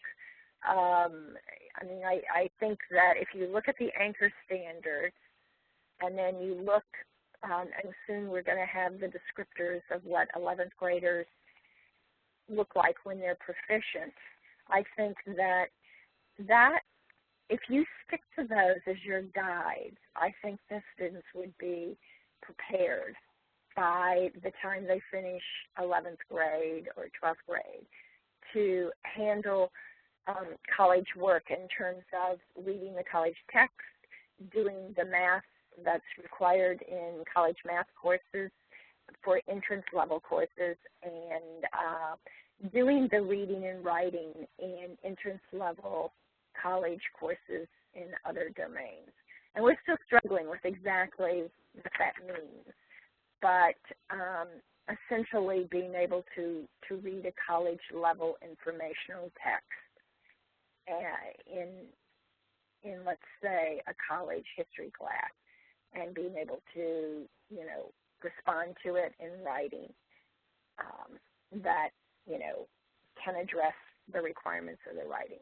So that's where I am right now. It's just I don't think that there are things that kids need for college or that kids need in terms of high school graduation that are not really covered by the standards in terms of English language arts content and mathematics content. Well, specifically, and I think that got to some of what Debbie is asking, but the bigger question is, what about, what can be done about teachers that currently aren't teaching to the standards? I mean, is it going to be made more clear to them what these expectations are in regard to a timeline and so forth? That's a good question, and I think that is something that needs to be addressed first at the state level, and then through the state at the district level. And I know some districts are already doing it. And I also know that resources are highly constrained right now, so I know it's a challenge. But what I would, if I were in charge of professional development around this, I would begin to have teachers, even if it's teacher leaders, come together to look at what kids do, even with the sample items that are up, what they do with other kinds of tasks that are related to the standards, and what they need to do to teach the kids to handle standards-related tasks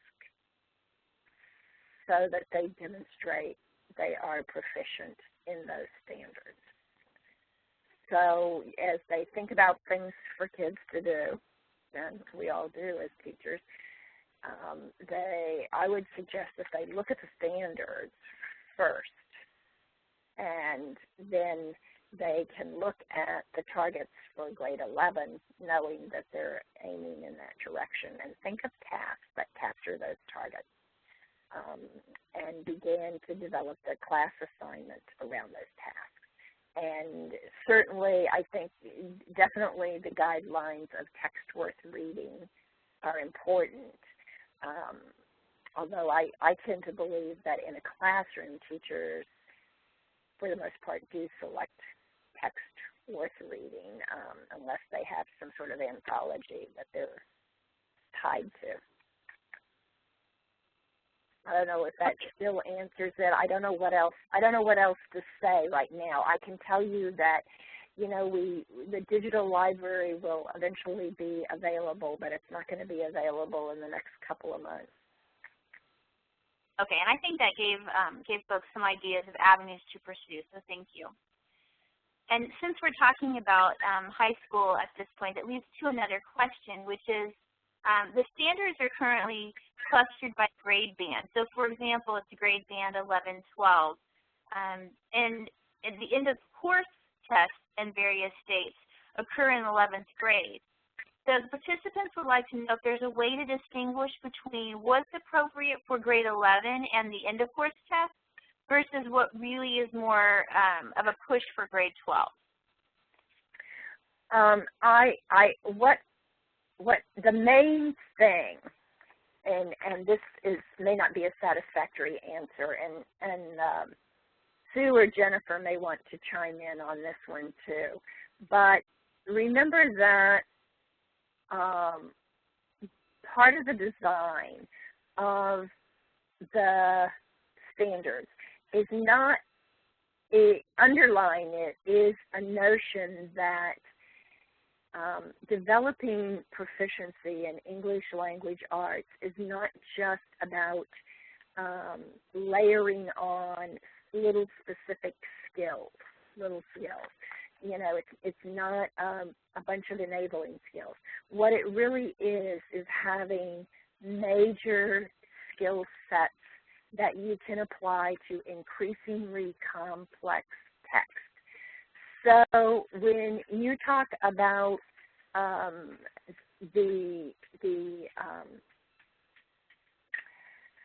evaluation questions, where we ask kids to decide what is the, for example, what is the theme of a text and what details in the text support that. That's a skill, and that kind of a task would be something that we would ask of both 11th and 12th graders.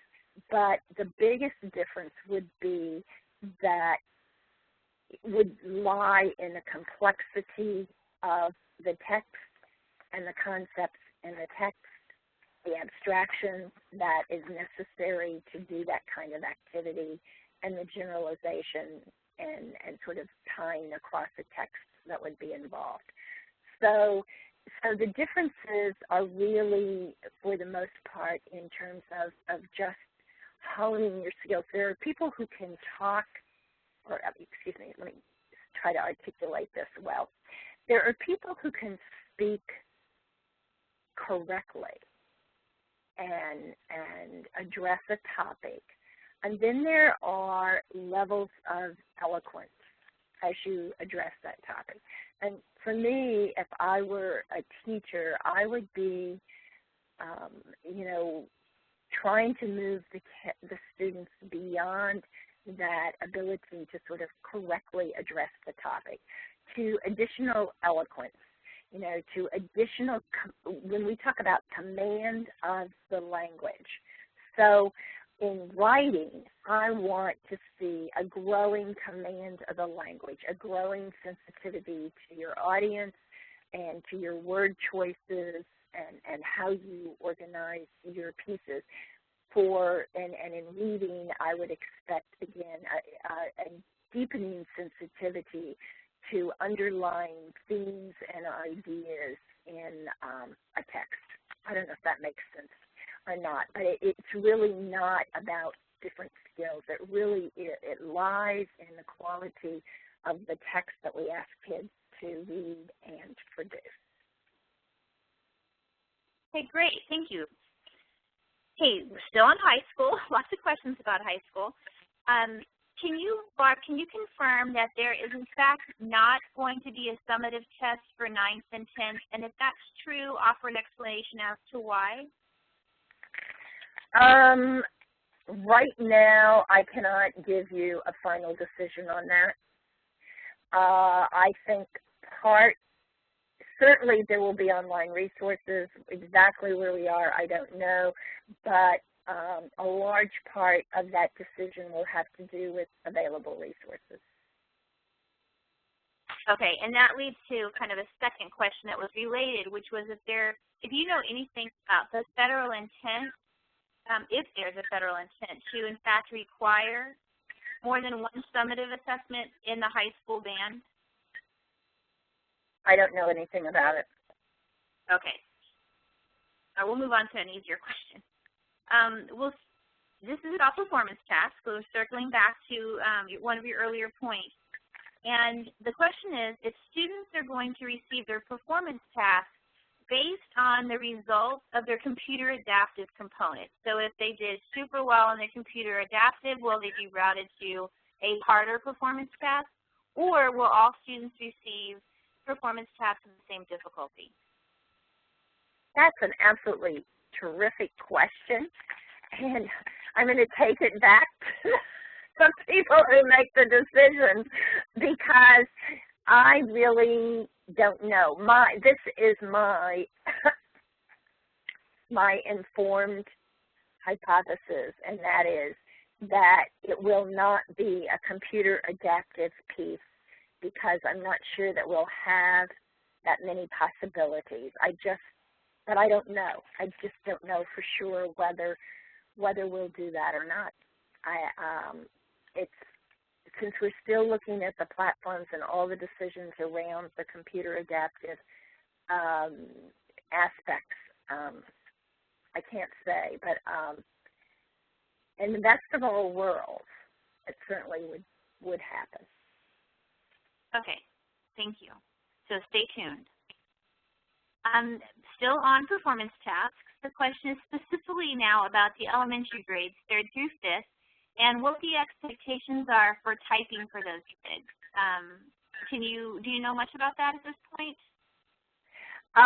No. I mean, I think we're moving toward, computer delivery, and that means that we would be moving toward students having the basic computer skills to function, within this kind of test situation. So again, remember we're trying to move toward the 21st century. So I think that's where we're moving in terms of and some of the stuff that we're looking at in the cognitive labs, but people have also been already studying is, how much,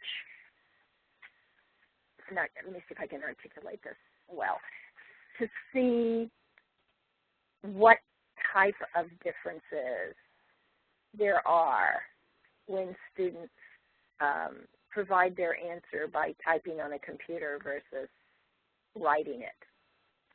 And I know that there's a body of research that's informing the test design, but I'm not personally familiar with that body of research. But we're also going to find out a little bit of this for ourselves by looking at what kids are doing in the cognitive labs and in the pilot test.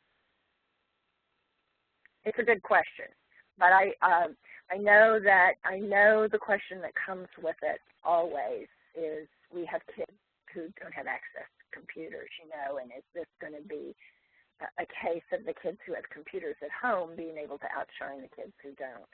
And part of my thinking, at least on that, is that we need to begin to provide access to all kids to all the 21st century tools that they need to be successful, either in college or in a career. And even the guy who works at Midas Muffler has to be able to use a computer to enter in estimates of costs and find parts and work up invoices. So we need to just face the facts that we need to begin to start providing access for kids. That's a long-winded answer, and I know I went off on a little bit of a sidetrack. No, that's just fine. Thank you.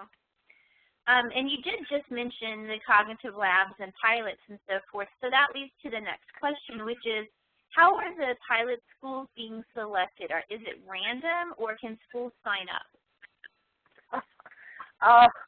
You know, it comes through the state. So whatever happens comes through the State Department of Ed. So you need, if there's somebody on the line from a district or a school and they want to sign up, they need to talk to their contact in the Department of Ed, the State Department of Ed, who works on the Smarter Balance work or project. So all of our departments of ed in the states have staff who work on the Common Core. Oh, not, excuse me, not the Common Core. Hold on.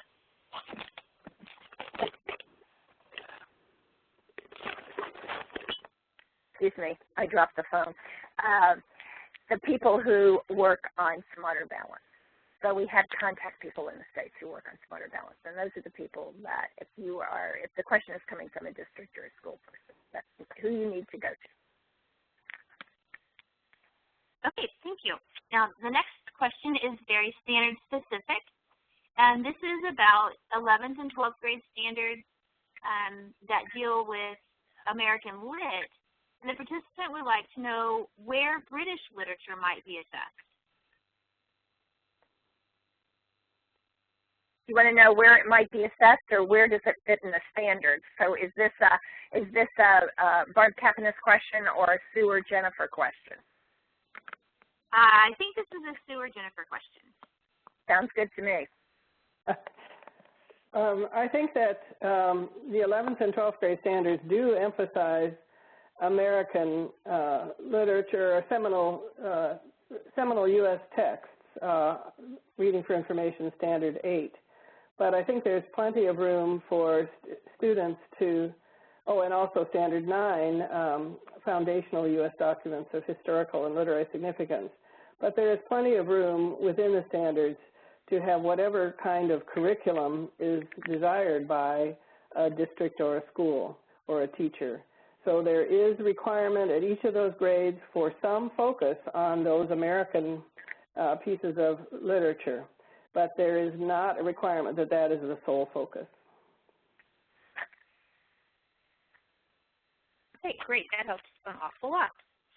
Okay, this is the one last question, and this is about specifically the clusters in math and how those might be considered later priority standards. And this individual is wondering if there's any connection with priority standards in math to eventually English language arts. No. Well, it's not in Smarter Balance. I mean, the two pieces of the assessment. I mean, there are general decisions that we make about the assessment and formats and stuff, but really the content flows in very different ways in terms of how we, what we address and so forth. So, I really can't speak to a connection between the math assessment pieces and the English language arts pieces. Okay. We are out of time for questions, but for those of you that did not get your questions answered, Amy has been kind enough to gather the list of questions together and will send to Barb so that she can continue to think about those questions as well.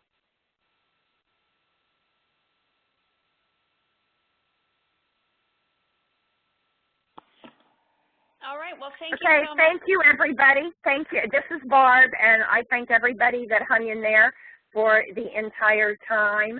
I know Jennifer and Sue probably have something to say, but I want to just acknowledge what terrific partners they are and the kind of wonderful support that Student Achievement Partners has been providing to Smarter Balance, helping us make sure that we really do I think in a couple of areas. One is that we really do align closely with the Common Core standards, and the second thing is helping us think of innovative ways to assess kids' achievement of those standards. So thank you, my partners, and thank you, my audience. Well, thank you. Let me just say quickly on behalf of Sue, too, that we very much appreciate this opportunity to talk about these things that are near and dear to all of our hearts, and we've enjoyed this very much, Barb. Thank you. Okay, that's it. Sign off. Thank you again.